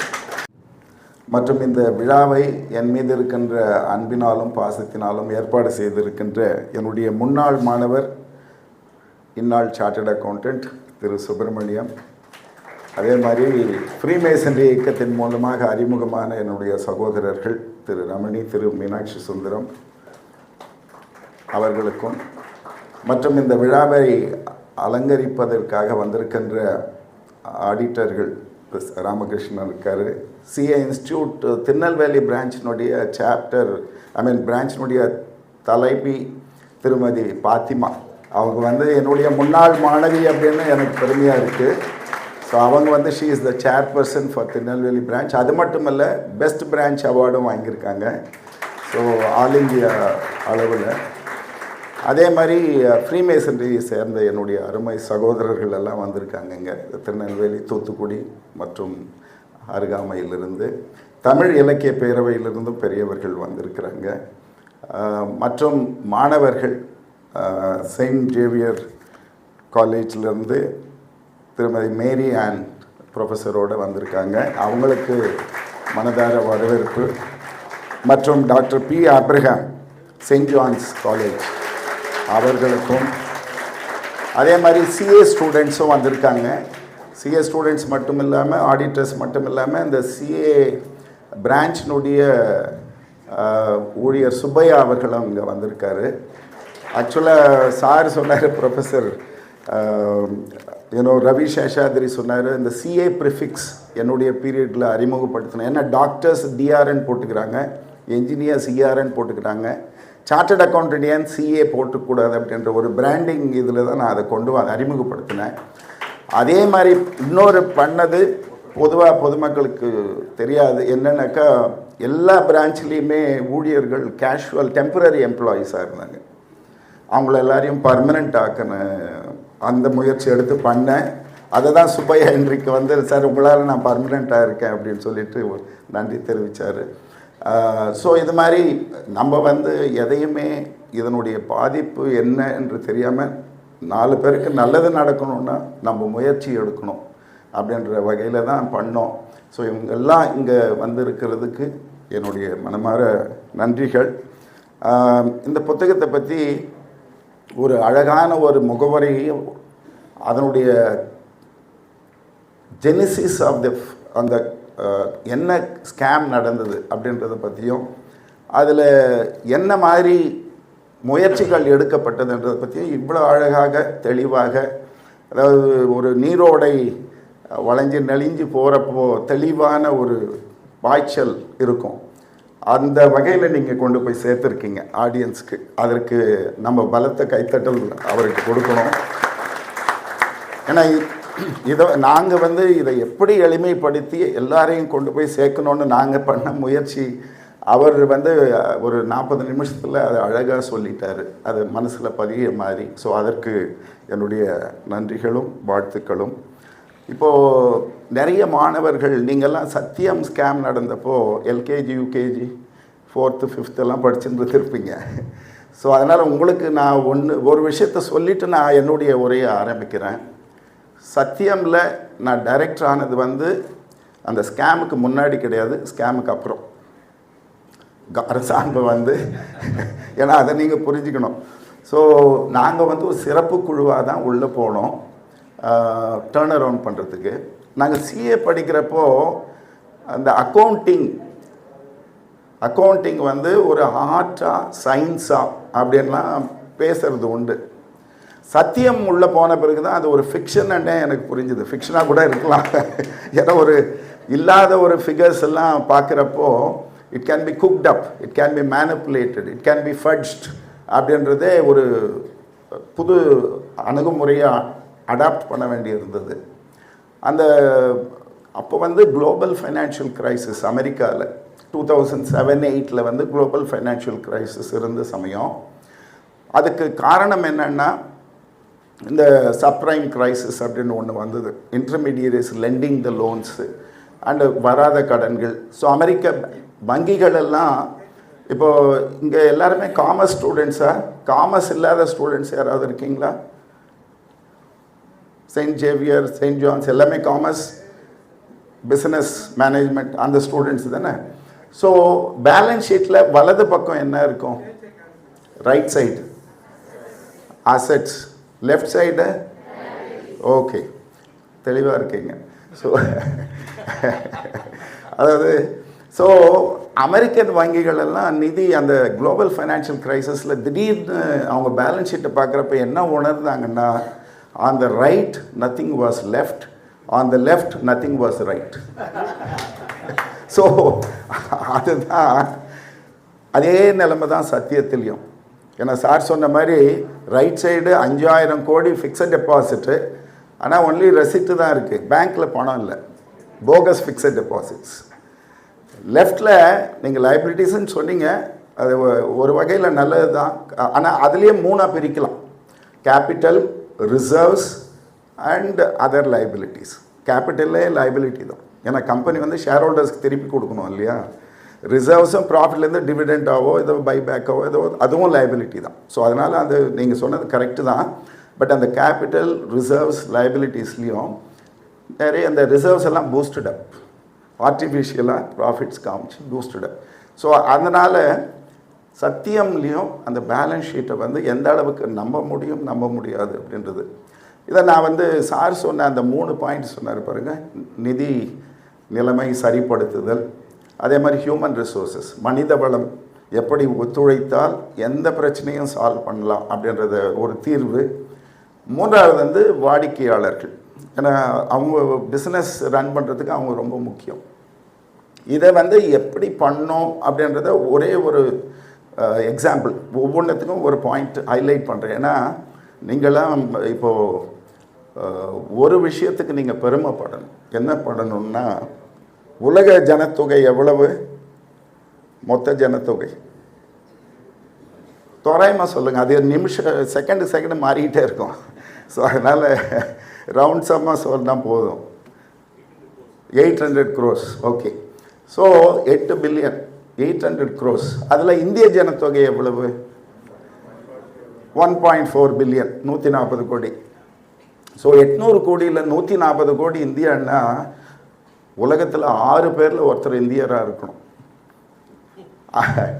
இப்போது நீங்கள் அதே வயசு ஆங்கிளில் பார்த்தீங்கன்னா, இப்போது ஜப்பானுடைய மீடியன் ஏஜ் வந்து 48 வயசு. பாப்புலேஷனுடைய மீடியன் ஏஜ் வந்து 48 வயசு. சைனாவது 39 வயசு. அமெரிக்காவது 38 வயசு. இந்தியாவது 28.5, 29, 28 அதில் ஆசிலேட் ஆகிட்டுருக்கு. ஸோ அமெரிக்க ஜனத்தொகை தேங்கிவிட்ட ஜனத்தொகை, ஐரோப்பா ஆஸ்திரேலியா ஜனத்தொகை குறைந்து கொண்டே போகின்ற ஜனத்தொகை, சைனா ஜப்பானுடைய ஜனத்தொகை வயதாகிவிட்ட ஜனத்தொகை, இந்தியாவின் ஜனத்தொகை மட்டும்தான் இளமையான ஜனத்தொகை. அந்த இளமையான ஜனத்தொகையை சேர்ந்த நீங்கள்லாம் இந்த அரங்கத்திற்கு வந்து இந்த புத்தக வெளியீட்டு விழாவில் இருக்கிறது நான் ஒரு பாசிட்டிவாக பார்க்குறேன், சந்தோஷமாக பார்க்குறேன். ஏன்னா எதிர்கால இந்தியாவின், வளமையான இந்தியாவின் அனுபவிக்க போகக்கூடிய சந்ததியினர் நீங்கள். அதுக்கு கான்ட்ரிபியூட் பண்ணுறதுக்கும் உங்களுக்கு சக்தி இருக்குது. ஸோ அந்த வகையில் இந்த புத்தக வெளியீட்டு விழாவில் சார் சொன்னார், நீங்கள்லாம் இந்த புத்தகத்தை படிக்கணுன்ட்டு. அதாவது ஆக்சுவலாக நான் ஸ்டூடெண்ட்ஸ்க்கு டெக்ஸ்ட் புக் எழுதியிருக்கேன், சிஏ படிக்கிற மாணவர்களுக்கு. 20 வருஷம் சொல்லி கொடுத்துக்கிட்டு இருந்தேன். அதுக்கப்புறம் நிறுத்திட்டேன். ஏன் நிறுத்திட்டேன்னாக்கா, இப்பொழுது இருக்கிற மாணவர்களுக்கு பாடம் சொல்லி கொடுக்கறதுக்கு நிறைய ப்ரிப்பரேஷன் தேவைப்படுது. ஏன்னா நீங்கள் கூகுள் டீச்சரும் வச்சுருக்கீங்க, side by side cross refer பண்ணுறதுக்கு ஜட்மெண்ட்ஸ் முதல்கள் எல்லாமே தெரியுது. So a student may or may not know the subject, but he can easily find out whether the teacher knows the subject or not. அந்த அளவுக்கு current students IQ ஆகிட்டதுனால நான் கொஞ்சம் நிறுத்திட்டேன். But அந்த டெக்ஸ்ட் புக்ஸில் வர ராயல்ட்டி ஆகட்டும், எந்த புத்தகம் இந்த சத்யம் புக்கில் வர ராயல்ட்டி ஆகட்டும், நான் வந்து ஃபார் எஜுகேட்டிங் த அண்டர்ப்ரிவிலேஜ் ஸ்டூடெண்ட்ஸ் தான் அதுக்கு செலவு பண்ணுறேன். அவங்களுடைய ஃபீஸ் கட்டுறதுக்கு, ஸ்காலர்ஷிப்காக நான் பயன்படுத்துகிறேன். சொந்தமாக எந்த ஒரு சொந்த காரியத்துக்கும் அதை பயன்படுத்துறது இல்லை. பட் சார் சொன்ன ஐடியா, நீங்கள்லாம் படிக்கணுன்னாக்கா you should be made available. அதுக்கு நான் என்ன பண்ணுறேன்னா, ஒவ்வொரு கல்லூரிக்கும் புக்ஸு டொனேட் பண்ணுறேன். 5 books 10 books அது மாதிரி லைப்ரரியில் இருக்கும். நீங்கள் ரொட்டேஷனில் எப்போ உங்களுக்கு வசதிப்படுதோ அப்போ நீங்கள் எடுத்து படிச்சுட்டு மறுபடியும் கொடுக்கலாம். அது மாதிரி எல்லா மாணவர்களுக்கும் சர்க்குலேட் பண்ணுறதுக்கு வசதியாக இருக்கும் அப்படின்றத Ramani, you can take care of this and implement it. Now coming to இந்த ஃபஸ்ட்டு ஃபைனான்ஷியல் ஸ்டெபிலிட்டி வந்து ஆக்சுவலாக சத்தியம் நாங்கள் எப்படி பார்த்தோன்னா, இப்போது இன்ஃபேக்ட் நான் அந்த பதவி அரசாங்கம் வந்து அந்த பொறுப்பை கொடுத்தப்போ நிறைய பேர் வாழ்த்துனாங்க, ஆல் தி பெஸ்ட்டுன்ட்டு. என்னுடைய ஸ்டூடெண்ட்ஸு எஸ்ட்வைல் ஸ்டூடெண்ட்ஸே பிரார்த்தனைலாம் பண்ணாங்க, சார் இதில் ஜெயிக்கணும் அப்படின்ட்டு. அதுதான் எனக்கு ஒரு பலம். சில பேர் சர்க்காஸ்டிக்காகவும் பயமுறுத்தி இருக்காங்க, இது ஒத்துக்காதீங்க, உங்கள் இருக்கிற கொஞ்சம் நஞ்சு பேரும் கெட்டு போயிடும் அப்படியெல்லாம் பயமுறுத்தி இருக்காங்க. இன்ஃபேக்ட் ஒருத்தர் ஒரு மெசேஜ் அனுப்பிச்சார், சத்யம் ஆர்ஐபி அப்படின்னு மெசேஜ் அனுப்பிச்சார். நம்ம யூஸ்வலாக ஒருத்தர் இறந்துட்டா ரெஸ்ட் இன் பீஸ்ன்னு அனுப்புவோம் இல்லையா, ஆர்ஐபி. ஸோ அது மாதிரி ஒருத்தர் அனுப்பிச்சார். So Satyam RIP all the best அப்படின்னாரு சர்க்காஸ்டிக்காக. நானும் திருப்பி அனுப்பிச்சேன், ஆமாங்க, Satyam RIP means Satyam recovery in progress அப்படின்னு மெசேஜ் அனுப்பிச்சேன். ஸோ ஏன்னா கண்டிப்பாக அதை மீட்க முடியும் அப்படின்ற ஒரு நம்பிக்கை. நம்மளுக்கு பள்ளிக்கூடத்துலலாம் இந்த முயல் ஆமை போட்டி கதை தெரியும் இல்லையா, அதில் யார் ஜெயித்தாங்க? முயலா ஆமையா? ஆமை. எதனால் ஜெயிச்சது? அதான் கதை தெரியும் இல்லையா. ஆமாம், முயல் ரொம்ப ஃபாஸ்ட்டாக ஓடி போயிட்டு பாதி வழியில் கொஞ்சம் ரெஸ்ட் எடுப்போம், ஆமாம் நிதானமாக எங்கேயோ வந்துட்டுருக்கு கண்ணுக்கு தெரியாத தூரத்தில் அப்படின்னு படுத்தது. ஆமாம் ஓவர்டேக் பண்ணி ஃபினிஷிங் லைன் கிராஸ் ஆன பிறகு இது எழுந்து ஓடியா இருந்தாலும் பிரயோஜனம் இல்லை இல்லையா? ஸோ முயல் ஆமையை ஜெயிக்க முடியாததற்கு காரணம் முயலாமை. Because it has not taken the effort to cross the finish line. Halfway through it has aborted it. So முயல் ஆமையை வெல்ல முடியாததுக்கு காரணம் முயலாமை, இயலாமை கிடையாது. இயலாமை வேறு, முயலாமை வேறு. உங்கள் அனைவருக்குள்ளுமே எதையும் சாதிக்கக்கூடிய திறமை இருக்கிறது. அதை பயன்படுத்தினால் நீங்கள் வெல்லலாம். நம் முயற்சிகள் தவறலாம், ஆனால் நாம் தவறாமல் முயற்சிக்க வேண்டும். நான் இந்த புத்தகத்தில் கூட சார் சொன்னார், இது ஸ்டோரி மாதிரி த்ரில்லர் மாதிரி இருக்குன்ட்டு. அதனால் நான் இப்போ ஒவ்வொரு அந்த அரசாங்கம் ஃபஸ்ட்டு ஃப்ளாஷ் நியூஸ் வருது ஆஃபீஸ்க்கு வந்த உடனே, நான் எடுத்த உடனே ஆஃபீஸில் இருக்கேன், இந்த நியூஸ் வந்ததுன்னு போடல. அன்றைக்கி காலையில் நான் மெரினா பீச்சில் ரன்னிங் போயிருந்தேன். ஸோ அதை போட்டு அப்போ எனக்கு தெரியாது இதை நான் மிஸ் பண்ண போகிறேன் அடுத்த 100 நாளுக்கு அப்படின்ற அந்த அப்படி பண்ணால் தான் படிக்கிறவங்களுக்கு ஒரு சுவாரஸ்யம் இருக்கும். ஸோ அந்த சமயத்தில் நான் அந்த பீச்சில் ஓடுறப்பெல்லாம் பார்ப்பேன், சன்ரைஸ் இருக்கும் இல்லையா, சூரியோதயம். நீங்களும் பார்த்துருப்பீங்க. அப்போது உங்களுக்கு நாளைக்கு சூரியன் உதயமாகுமா ஆகாதான்னு எப்போவாவது சந்தேகம் வந்திருக்கா? வராது. ஏன்னா அதனுடைய கடமை அது செய்யுன்ற ஒரு நம்பிக்கை தானே. ஸோ விண்ணை பார்த்து விடியும் என்று நம்பும் நீ உன்னை பார்த்து முடியும் என்று நம்பு அப்படின்றது தான் அதில் ஃபிலசாஃபி. அதை நம்பினா முடியாததுன்றது எதுவுமே கிடையாது. ஸோ அந்த ஆங்கிளில் நான் சத்தியத்தை பற்றி திங்க் பண்ணேன். அதுவும் when you are for a noble cause, for larger purpose, for a nation's glory, the entire universe will conspire to make it happen, make you succeed அப்படின்ற ஒரு அசைக்க முடியாத நம்பிக்கை. வள்ளுவரே சொல்லியிருக்கார் இல்லையா, தெய்வத்தான் ஆகாதெனினும் முயற்சி தன் மெய்வருத்த கூலி தரும். ஆக்சுவலாக இது வந்து இன்டர்பிரிட்டேஷன்ஸ் எப்படி வேணால் பண்ணலாம். நான் இப்படி சிம்பிளாக பார்த்துக்கிறேன். எப்படின்னா, when you pray to God, pray as if everything depends on God. But when you act as if everything depends on you. Self-confidence. So that is what the blend of these two will make you achieve anything that you aspire to achieve. வெற்றி தோல்வி வாழ்க்கையில் சகஜம். நீங்கள் வெற்றி பெறும் பொழுது இலக்கை மாற்றுங்கள்.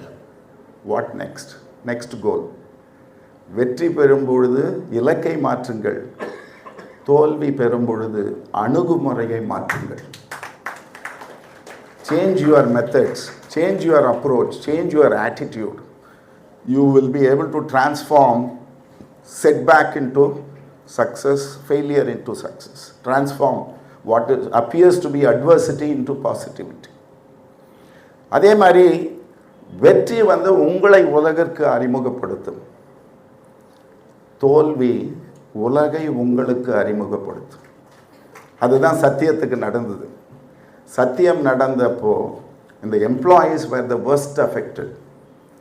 அவர்கள் வந்து எந்த ஒரு ரெஸ்டாரண்ட்டுக்கு, ஷாப்பிங்க்கு எங்கே போனாலும் சத்தியம் கார்டை ஃப்ளாஷ் பண்ண எம்ப்ளாயி கார்டை they were treated with red carpet welcome. So அந்த அளவுக்கு இருந்தவங்க அதுக்கப்புறம் அப்படியே நிலைமை மாறிடுச்சு. இன்ஃபேக்ட் பக்கத்து வீட்டுக்காரங்க தன் குழந்தைகளை அவங்க குழந்தைங்களோட விளையாடாதீங்கன்னு சொல்லிட்டாங்க. இவங்க ஃபங்க்ஷனுக்கு போவாங்க, கல்யாணத்துக்கு, ரிசப்ஷனுக்கு. முன்னெல்லாம் இவங்களை பார்த்து ஓடி வந்து கை குலுக்கிறவங்கெல்லாம் ஒதுங்கி போயிட்டாங்க. ஏன்னா இவரை பார்த்து புன்னகை பண்ணால் கூட நம்ம மேலே ஏதாவது கலங்கம் வந்துருமோன்ற அளவுக்கு ஒதுங்கிட்டாங்க. வெளிநாட்டில், ஐரோப்பியாவில், இந்த குளிர் பிரதேசத்தில் விடிகாலம் 5 மணிக்கு அவரை ரிசப்ஷன்லேருந்து கூப்பிட்டு, நீங்கள் உங்கள் கிரெடிட் கார்டு ஒர்க் பண்ணல, டீஆக்டிவேட் ஆகிடுச்சு பேங்க்கு, ஸோ நீங்கள் டெபாசிட் பண்ணுங்கள், இல்லைன்னா ரூமை காலி பண்ணுங்கன்னு சொல்கிறாங்க. ஸோ இது மாதிரி அதே மாதிரி வீட்டில் அலையன்ஸ் ஃபிக்ஸ் ஆகிருக்கு. ஒட்டி இவர் பேர் பேப்பரில் வந்துட்டுருக்கு, சிபிஐ இவரை விசாரிக்கிறாங்கன்ட்டு. அலையன்ஸ் கண்டினியூ ஆகி மேரேஜ் நடக்குமா நடக்காதா? அதே மாதிரி இவர்கள் சம்பாதிச்சு சேவ் பண்ணது ஒரு சில கோடி ரூபாய். அது எல்லாமே எதில் இருக்குது? சத்தியம் எம்ப்ளாயி ஸ்டாக் ஆப்ஷனில் இருக்குது. அந்த ஷேர் ப்ரைஸ் தான் சார் சொன்ன மாதிரி 6 ரூபாய்க்கு வந்துடுச்சு. ஸோ இந்த மாதிரி ஒரு சூழ்நிலையில் ப்ரீமியம் டேலண்ட் எம்ப்ளாயீஸ் ரிசைன் பண்ணிட்டு போயிடலாம், நம்ம பேர் கெட்டு போயிடும் போல் இருக்குது அப்படின்ட்டு முடிவு பண்ணப்போ தான் நாங்கள் உள்ளே போகிறோம். ஸோ அப்போது நாங்கள் என்ன சொன்னோன்னா, இன்ஃபேக்ட் 66 நாடுகளில் ஒர்க் பண்ணுறாங்க. அவங்களுக்கெல்லாம் எப்படி ரீச் பண்ணுறது? ஸோ வீடியோ ரெக்கார்ட் பண்ணி யூடியூப்பில் போட்டோம், சர்க்குலேட் பண்ணோம். அவங்கக்கிட்ட நாங்கள் சொன்னதெல்லாம் ஒரே ஒரு செய்தி தான். அதாவது முக்கியமான செய்தி என்னென்னா, you are what you are because of Satyam. Satyam உங்களை சமுதாயத்தில் ஒரு அந்தஸ்துள்ள மனிதராக மாற்றி இருக்கிறது. உங்கள் வளர்ச்சிக்கு காரணம் சத்தியம் நிறுவனமாக இருந்திருக்கிறது. இன்றைய சூழ்நிலையில் சத்தியத்திற்கு உங்கள் சேவை தேவை. We are strangers. நாங்கள் சத்தியத்துக்கும் எங்களுக்கு சம்மந்தமே கிடையாது. அரசாங்க அழைப்பதெல்லாம் வந்திருக்கோம். எங்களுக்கு சத்தியத்தை மீட்டெடுக்க உதவிக்கரம் நீட்டுங்கள். சில மாதங்கள் நம்ம இருவரும் சேர்ந்து இதை மீட்டெடுத்தால் நீங்கள் சுதந்திர பறவையாக எங்கே வேண்டுமானாலும் போகலாம். இப்போ நீங்கள் போயிட்டீங்கன்னா ரிசைன் பண்ணிவிட்டு வாழ்நாள் பூரா என்னுடைய சேவை தேவைப்பட்ட பொழுது அந்த கம்பெனிக்கு நான் செய்யாமல் போய்விட்டேன் என்ற அந்த கில்ட்டி கான்ஷியஸ், குற்ற உணர்வு உங்களை உறுத்தி கொண்டே இருக்கும். whereas if you turn it around and then leave later, you can look back with a sense of satisfaction that I did what I had to do and paid my gratitude. அந்த gratitude தான் நாங்கள் invoke பண்ணோம் அவங்க மனசில். It worked wonders. They decided not to resign. Attrition அப்படியே குறைஞ்சி போச்சு. ஏன்னா வள்ளுவர் சொல்கிறார் இல்லையா, என் நன்றி கொன்றார்க்கும் உய்வுண்டாம் உய்வில்லை செய் நன்றி கொன்ற மகற்கு. So that gratitude if only இது சார் சொன்ன மாதிரி எல்லா சூழ்நிலைக்குமே அது பொருந்தும். In domestic, corporate, every situation, if you can only motivate, enthuse the human resource, there is magical things will happen. Wonders can be achieved. So அதை பண்ணோம். இது சம்மந்தமாக இன்னொரு விஷயமும் சொல்கிறேன். பட் வாடிக்கையாளர்கள்கிட்ட அதை பற்றி சொல்லிட்ட பிறகு அப்படி கனெக்ட் பண்ணுறேன். வாடிக்கையாளர்கள் அதே மாதிரி கான்ட்ராக்டெல்லாம் டெர்மினேட் பண்ணிட்டு போகணும் அப்படின்னு முடிவு பண்ணிட்டாங்க நிறைய பேர். எதுக்கு நாங்கள் உங்களோட டீல் பண்ணோம், யார் fraud company, tainted company. In fact news paper அந்த காலகட்டத்தில் எடுத்து பார்த்தீங்கன்னா சத்தியம்ன்றது தனியாக வரவே வருது. டெயின்டட் சத்தியம், ஃப்ராடுலண்ட் சத்தியம், இப்படி தான் வரும், ஒரு அப்ஜெக்டிவோடு தான் வரும். ஸோ இதெல்லாம் வந்த சமயத்தில் வாடிக்கையாளர்களுக்கு அந்த ஃப்ரஸ்ட்ரேஷன். உடனே நான் அவங்கக்கிட்ட சொன்னோம், சத்தியம் நல்ல கம்பெனி, ஊழியர்கள் நல்லவர்கள், வாடிக்கையாளர்கள் நல்லவர்கள், முதலீட்டாளர்கள் நல்லவர்கள், மோசம் செய்தவர்கள் அனைவரும் ஜெயிலுக்கு போயாச்சு. அவர்கள் செய்த பாவத்திற்காக இவர்களை ஏன் தண்டிக்கிறீர்கள்? நாங்கள் நல்லதை காப்பாற்ற வந்திருக்கிறோம், அதோடு எங்களுக்கு ஒத்துழைப்பு தாருங்கள் அப்படின்னோம். அது அவங்க ஒரே கண்டிஷன் என்ன சொன்னாங்கன்னா, okay will cooperate subject to one condition. What is that? Every week follow up call, once in 10 days follow up call. நாங்கள் ஃபோன் பண்ணுவோம், நீங்கள் எங்களுக்கு அப்டேட் பண்ணுங்கள். ஏன்னா மீடியாவில் எல்லாமே சென்சேஷனல் ராங் நியூஸ் தான் வருது, பயமாக இருக்குது. ஸோ உடனே நாங்கள் என்ன பண்ணோம், எம்ப்ளாயீஸ்க்கு எவ்ரிடே இமெயில், கஸ்டமர்ஸ்க்கு வீக்லி புல்லட்டின், பட் இவங்களுக்கு ஃபாலோ அப் கால் இண்டிவிஜுவல் கஸ்டமர்ஸ்க்கு. ஸோ 24/7, ஏன்னா டிஃப்ரெண்ட் டைம் ஜோன்ஸ். ஸோ அந்த கஸ்டமர் கால்லாம் அவங்க கேட்குற அப்டேட் பண்ணுவோம், அவங்க கேட்குற கேள்விக்கெல்லாம் பதில் சொல்லிவிட்டு ஃபோனை வைக்கிறதுக்கு முன்னாடி நான் ஒரே ஒரு கேள்வி எல்லாருக்கிட்டையும் கேட்டேன். என்ன கேள்வின்னா, how is the project delivery? How is the Satyam employees delivering services? சத்தியம் ஊழியர்கள் ஒழுங்காக சர்வீஸ் பண்ணுறாங்களா உங்கள் ப்ராஜெக்ட் அப்படின்ற அந்த ஒரு கொஷனை கேட்பேன். அதற்கு பதில் எப்படி தெரியுமா வந்தது? எல்லா கஸ்டமர்ஸும் யுனானிமஸ் என்ன சொன்னாங்கன்னா, பிஃபோர் தி ஸ்கேம் சத்தியம் service was good, now after the scam it is the best. It is the best அப்படின்னு சொன்னாங்க. அப்படின்றா அதுதான் அந்த கனெக்ட் பண்ணுற பாயிண்ட்டு. எம்ப்ளாயீஸ் வந்து நாங்கள் சொன்ன அந்த செய்தியை, அந்த கிராட்டிடியூடை மனசில் இருத்தி கொண்டு now or never, do or die அப்படின்ற ஒரு வெறியோட தேவ் கிவன் தேர் பெஸ்ட். அதனால் எங்களுக்கு ரிவைவ் பண்ணுறதுக்கு, அதனால தான் நான் இந்த டெக் ஃபீனிக்ஸ் புக் ஆகட்டும், சத்யம் கம்ப்யூட்டர்ஸின் மறுபிறப்பு ஆகட்டும், ஃபஸ்ட்டு டெடிகேஷன் பண்ணுவோம் இல்லையா, யாருக்காவது டெடிகேட் பண்ணுவோம். என் டெக்ஸ்ட் புக்கெல்லாம் நான் என்னுடைய பேரண்ட்ஸுக்கு டெடிகேட் பண்ணேன். இது வந்து நாங்கள் யாருக்கு கவர்மெண்ட்டுக்கு டெடிகேட் பண்ணல, ரெகுலேட்டர்ஸ்க்கு டெடிகேட் பண்ணல, எங்கள் போர்டுக்கு டெடிகேட் பண்ணல, எம்ப்ளாயீஸ், சத்தியம் எம்ப்ளாயீஸ்க்கு இதை டெடிகேட் பண்ணியிருக்கேன். ஏன்னா அவங்க தான் இதற்கு முக்கிய காரணம். இன்னொன்று, நான் வந்து சிஏ ட்ரெயினியாக இருக்கிறப்போ பாம்பே எங்கள் ஆடிட்டர் கூட போனேன். அவருக்கு உடம்பு சரியில்லாதனால போய் அட்ஜர்மெண்ட் வாங்கிட்டு வந்துடு அப்படின்னாரு. எனக்கு தெரியும் ஏற்கனவே நிறைய அட்ஜர்மெண்ட் ஆயாச்சு. அவர் 83 இயர்ஸ் அப்போது. நான் என்ன பண்ணேன், அவர் எந்த கேஸுக்கு அட்ஜர்மெண்ட் வாங்க சொன்னாரோ அந்த கேஸுக்கு ப்ரிப்பேர் பண்ணேன். நான் ஆடிட்டராக இருந்தால் எப்படி ரெப்ரசன்ட் பண்ணுவேன் அப்படின்னு தயாரிப்பு பண்ணிக்கிட்டு நோட்ஸ் எல்லாம் எடுத்துக்கிட்டு ரிட்டர்ன் சப்மிஷன்லாம் டைப் பண்ணி வச்சுக்கிட்டேன். எப்படி இருந்தாலும் எங்கள் சீனியர் போனால் கூட அது கொடுக்கலாம் அப்படின்ட்டு. ஸோ இப்போது அட்ஜர்மெண்ட் வாங்கிட்டு வா அப்படின்ட்டாரு. போனேன். அவர் வந்து commissioner appeals, first appeal. So அவர் வந்து நீ யாருன்னு கேட்டார். சோன்னு சொன்னேன். என்ன ஆனார், சீனியர் வர முடியல, கொஞ்சம் அட்ஜர்மெண்ட் வேணும். நிறைய அட்ஜர்மெண்ட் கொடுத்தாச்சு, நான் இதை டிஸ்மிஸ் பண்ணுறவங்க அப்பீலில் எக்ஸ்பார்ட்டி ஆர்டர் போட்டுடுறேன் அப்படியெல்லாம் அவர் கண்ணா பின்னான்னு பேசிட்டு சொன்னார். நான் சொன்னேன், சார் கொஞ்சம் டைம் கொடுத்தீங்கன்னா, ஒரு 10 நிமிஷம் என்ன பொறுமையாக கேட்டிங்கன்னா நானே சொல்கிறேன் ஃபேக்ட்ஸு.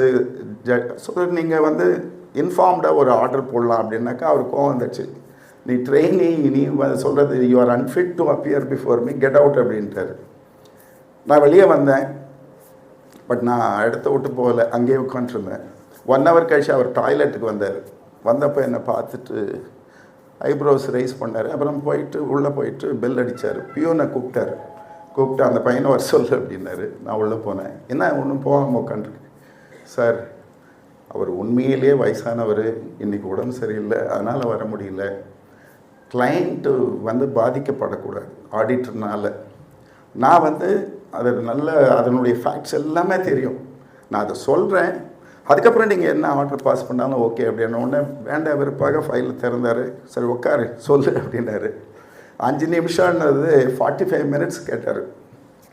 அப்புறம் நான் அதை ரைட்டிங்லேயும் வேறு கொடுத்த உடனே எல்லாம் நோட்ஸ் எடுத்துகிட்டு காஃபி டீ ஆர்டர் பண்ணார்.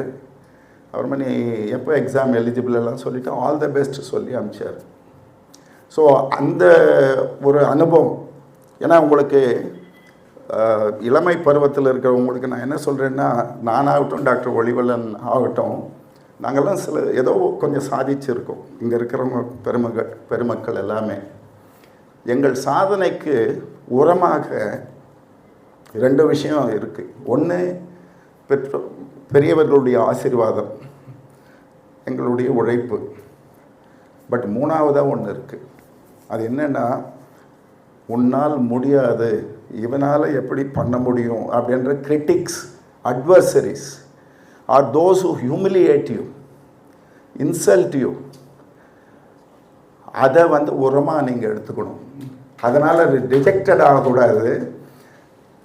வலி தாங்கும் உளி தாங்கும் கற்கள் தானே மண் மீது சிலையாகும், வலி தாங்கும் உள்ளம் தானே நிலையான சுகம் காணும். ஸோ அந்த வரியை நீங்கள், அதாவது உங்களை அவமதிக்கிற, ஈவன் உங்கள் வெல்விஷர், சம்டைம்ஸ் உங்கள் டீச்சர்ஸை உங்களை கண்டம் பண்ணுவாங்க, but for your good, for your benefit. அதை வந்து நீங்கள் ரிப்பல்சிவாக இல்லாமல் நம்மளை கண்டிக்கிறாங்க, நம்மளை அவமதிக்கிறாங்க, நம்மளை திட்டுறாங்கன்னாக்கா அதில் என்ன காரணம் அப்படின்றத அனலைஸ் பண்ணி அதை ஓவர் கம் பண்ணிங்கன்னா. அதே மாதிரி தான் இந்த கஸ்டமர்ஸ் ஓவர்சீஸ் மீட்டிங் பஹ்ரைன் அங்கெல்லாம் போனப்போ கஸ்டமர் ஒருத்தர் வந்து இதே தான் கொஞ்சம் டீசென்ட் லாங்குவேஜில் சொன்னார்.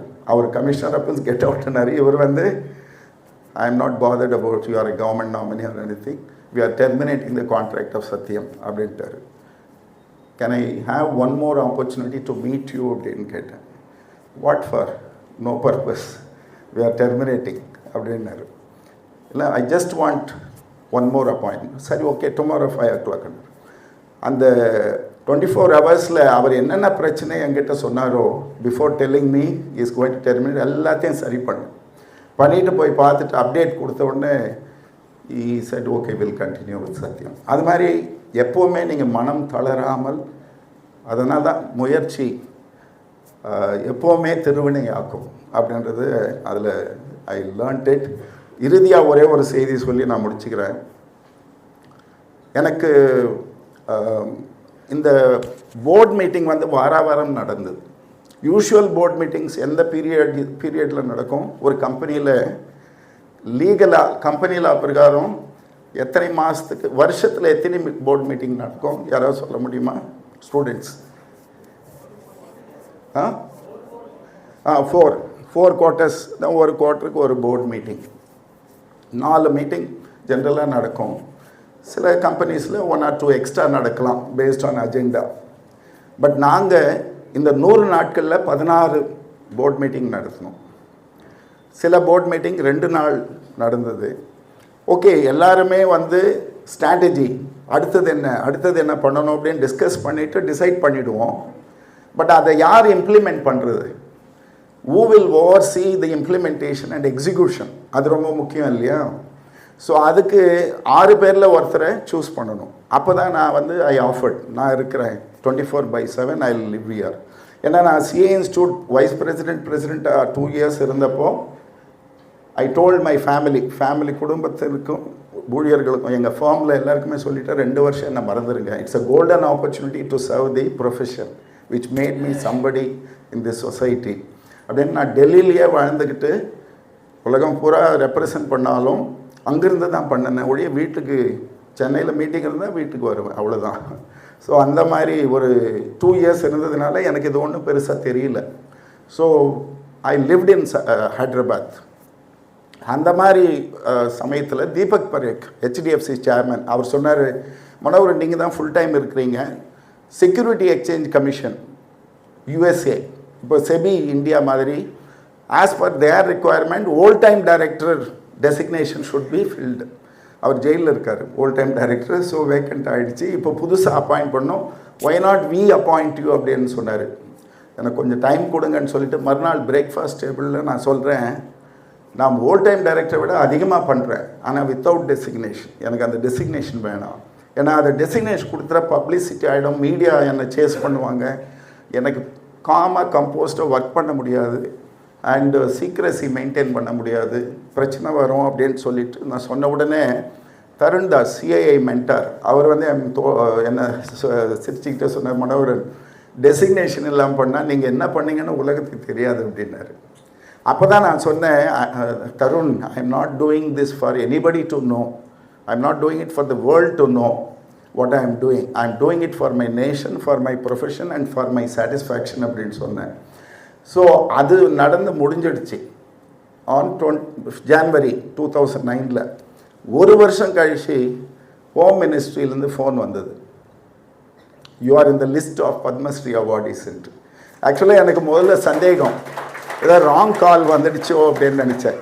அப்புறமா தான் நமக்கு தான் வந்திருக்கு அப்படின்னு நினச்ச பிறகு நான் கூப்பிட்டு கேட்டேன், யார் who recommended my name, who nominated my entry அப்படின்னு கேட்டேன். அவங்க வெரிஃபை பண்ணி சொல்கிறேன்ட்டு 2 days சொன்னாங்க, அந்த அரசாங்கம் நாமினேட் பண்ண மற்ற போர்ட் ஆஃப் டைரக்டர்ஸ் அந்த 5 பேரும் unanimously recommended your name for your contribution அப்படின்னு சொன்னாங்க. அப்போது ஸோ இதில் என்னன்னாக்கா, Lord Krishna told Arjuna in Bhagavad Gita, do your duty without any expectations. And so நம்ம எதையுமே எதிர்பார்க்காமல், அவர் சார் சொன்ன மாதிரி ப்ரோபோனோவை ஒர்க் பண்ணோம். பட் ஆனால் if you do your duty and you put your heart and soul, give your best, recognition. இதை தான் நான் சிஏ ஸ்டூடெண்ட்ஸ் கூட நிறைய வாட்டி சொல்லுவேன், இந்த ஃபெயில் ஆகிட்டு வரவங்களுக்கு அதை தான் சொல்லுவேன். ஆக்சுவலாக it was so fulfilling to see CA Meena, Chandra Meena. You know, the moment I asked, she said, now I have passed and I am a qualified chartered accountant. அதில் கிடைச்ச சந்தோஷம், it is immeasurable for me. So அந்த வகையில் when this happened, what message I want to give the youth is, success may not come the way you want it, success may not come when you want it, but if you keep perceiving your goal with focused mind, success will definitely come one day, and as and when it comes, it will be much better than what you wanted. அதுதான் எனக்கு Padmashri award. ஏன்னா Padmashri award வாங்கிறது okay, it's they've given and I have gone and received, but you know when that fulfillment came, when every chartered accountant in India felt that they have been honored with Padma Shri, when I received it, ஆக்சுவலாக எனக்கு first கோவம் தான் வந்தது. அரசாங்கம் ஏன் இது மாதிரி அவார்டெல்லாம் கொடுத்து செட்டில் பண்ணுறாங்க, நான் நேஷனுக்காக as a citizen I did the duty, அது கைமாறா ஏன் இது பண்ணுறாங்க அப்படின்னு கோபம் வந்தது.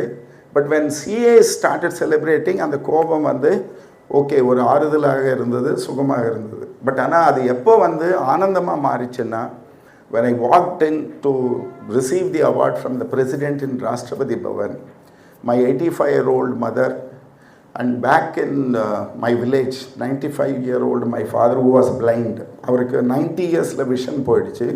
So I could not take him to Delhi to witness the ceremony. So he was sitting next to Doordarshan television and my sisters and brothers were explaining to him what was happening. Running commentary மாதிரி சொல்லிட்டு இருந்தாங்க. So when in blind eyes tears were rolling down hearing that commentary, and my 85-year-old stood up and like a young child she was clapping.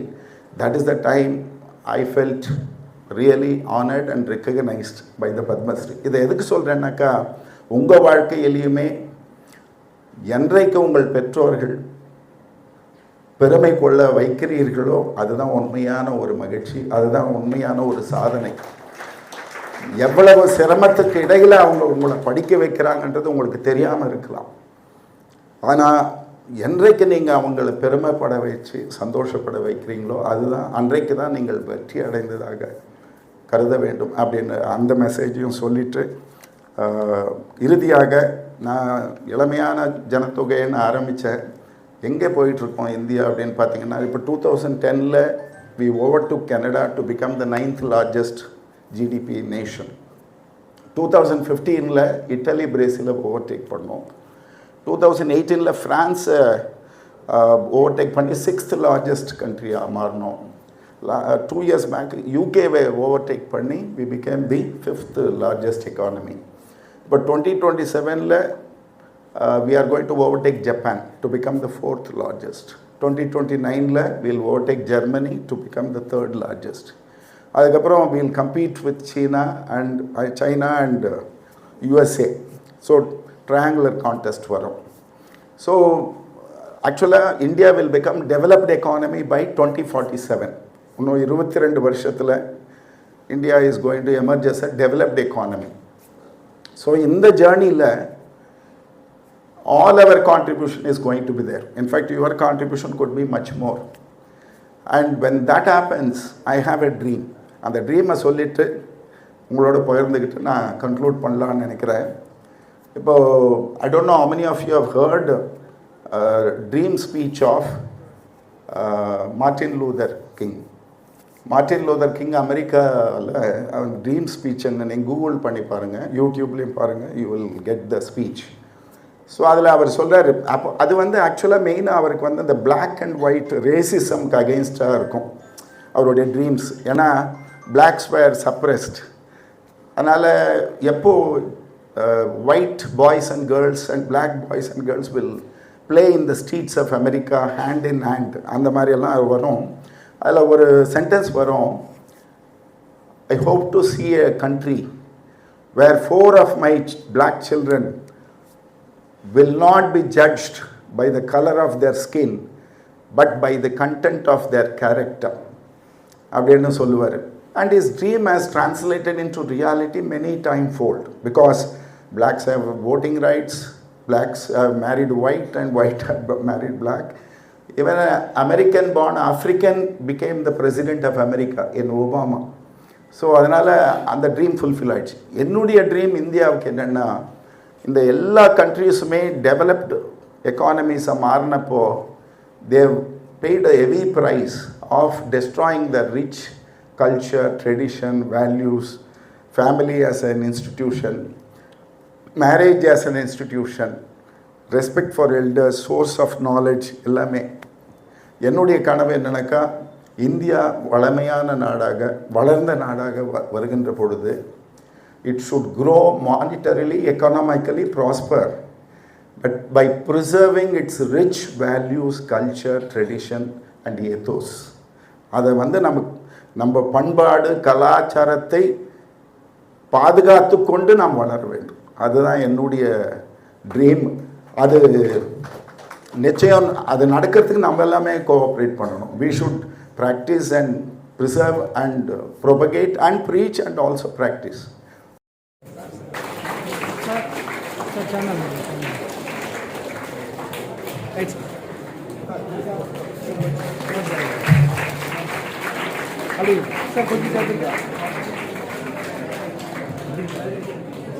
Okay.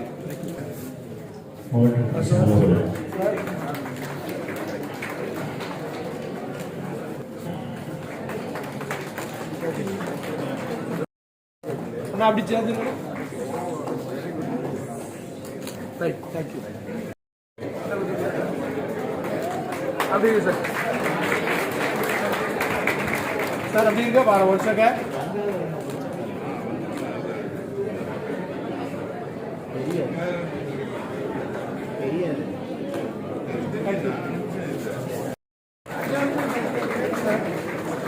I request our committee member. Sir. I request CA Director. Yes. Right. Sir.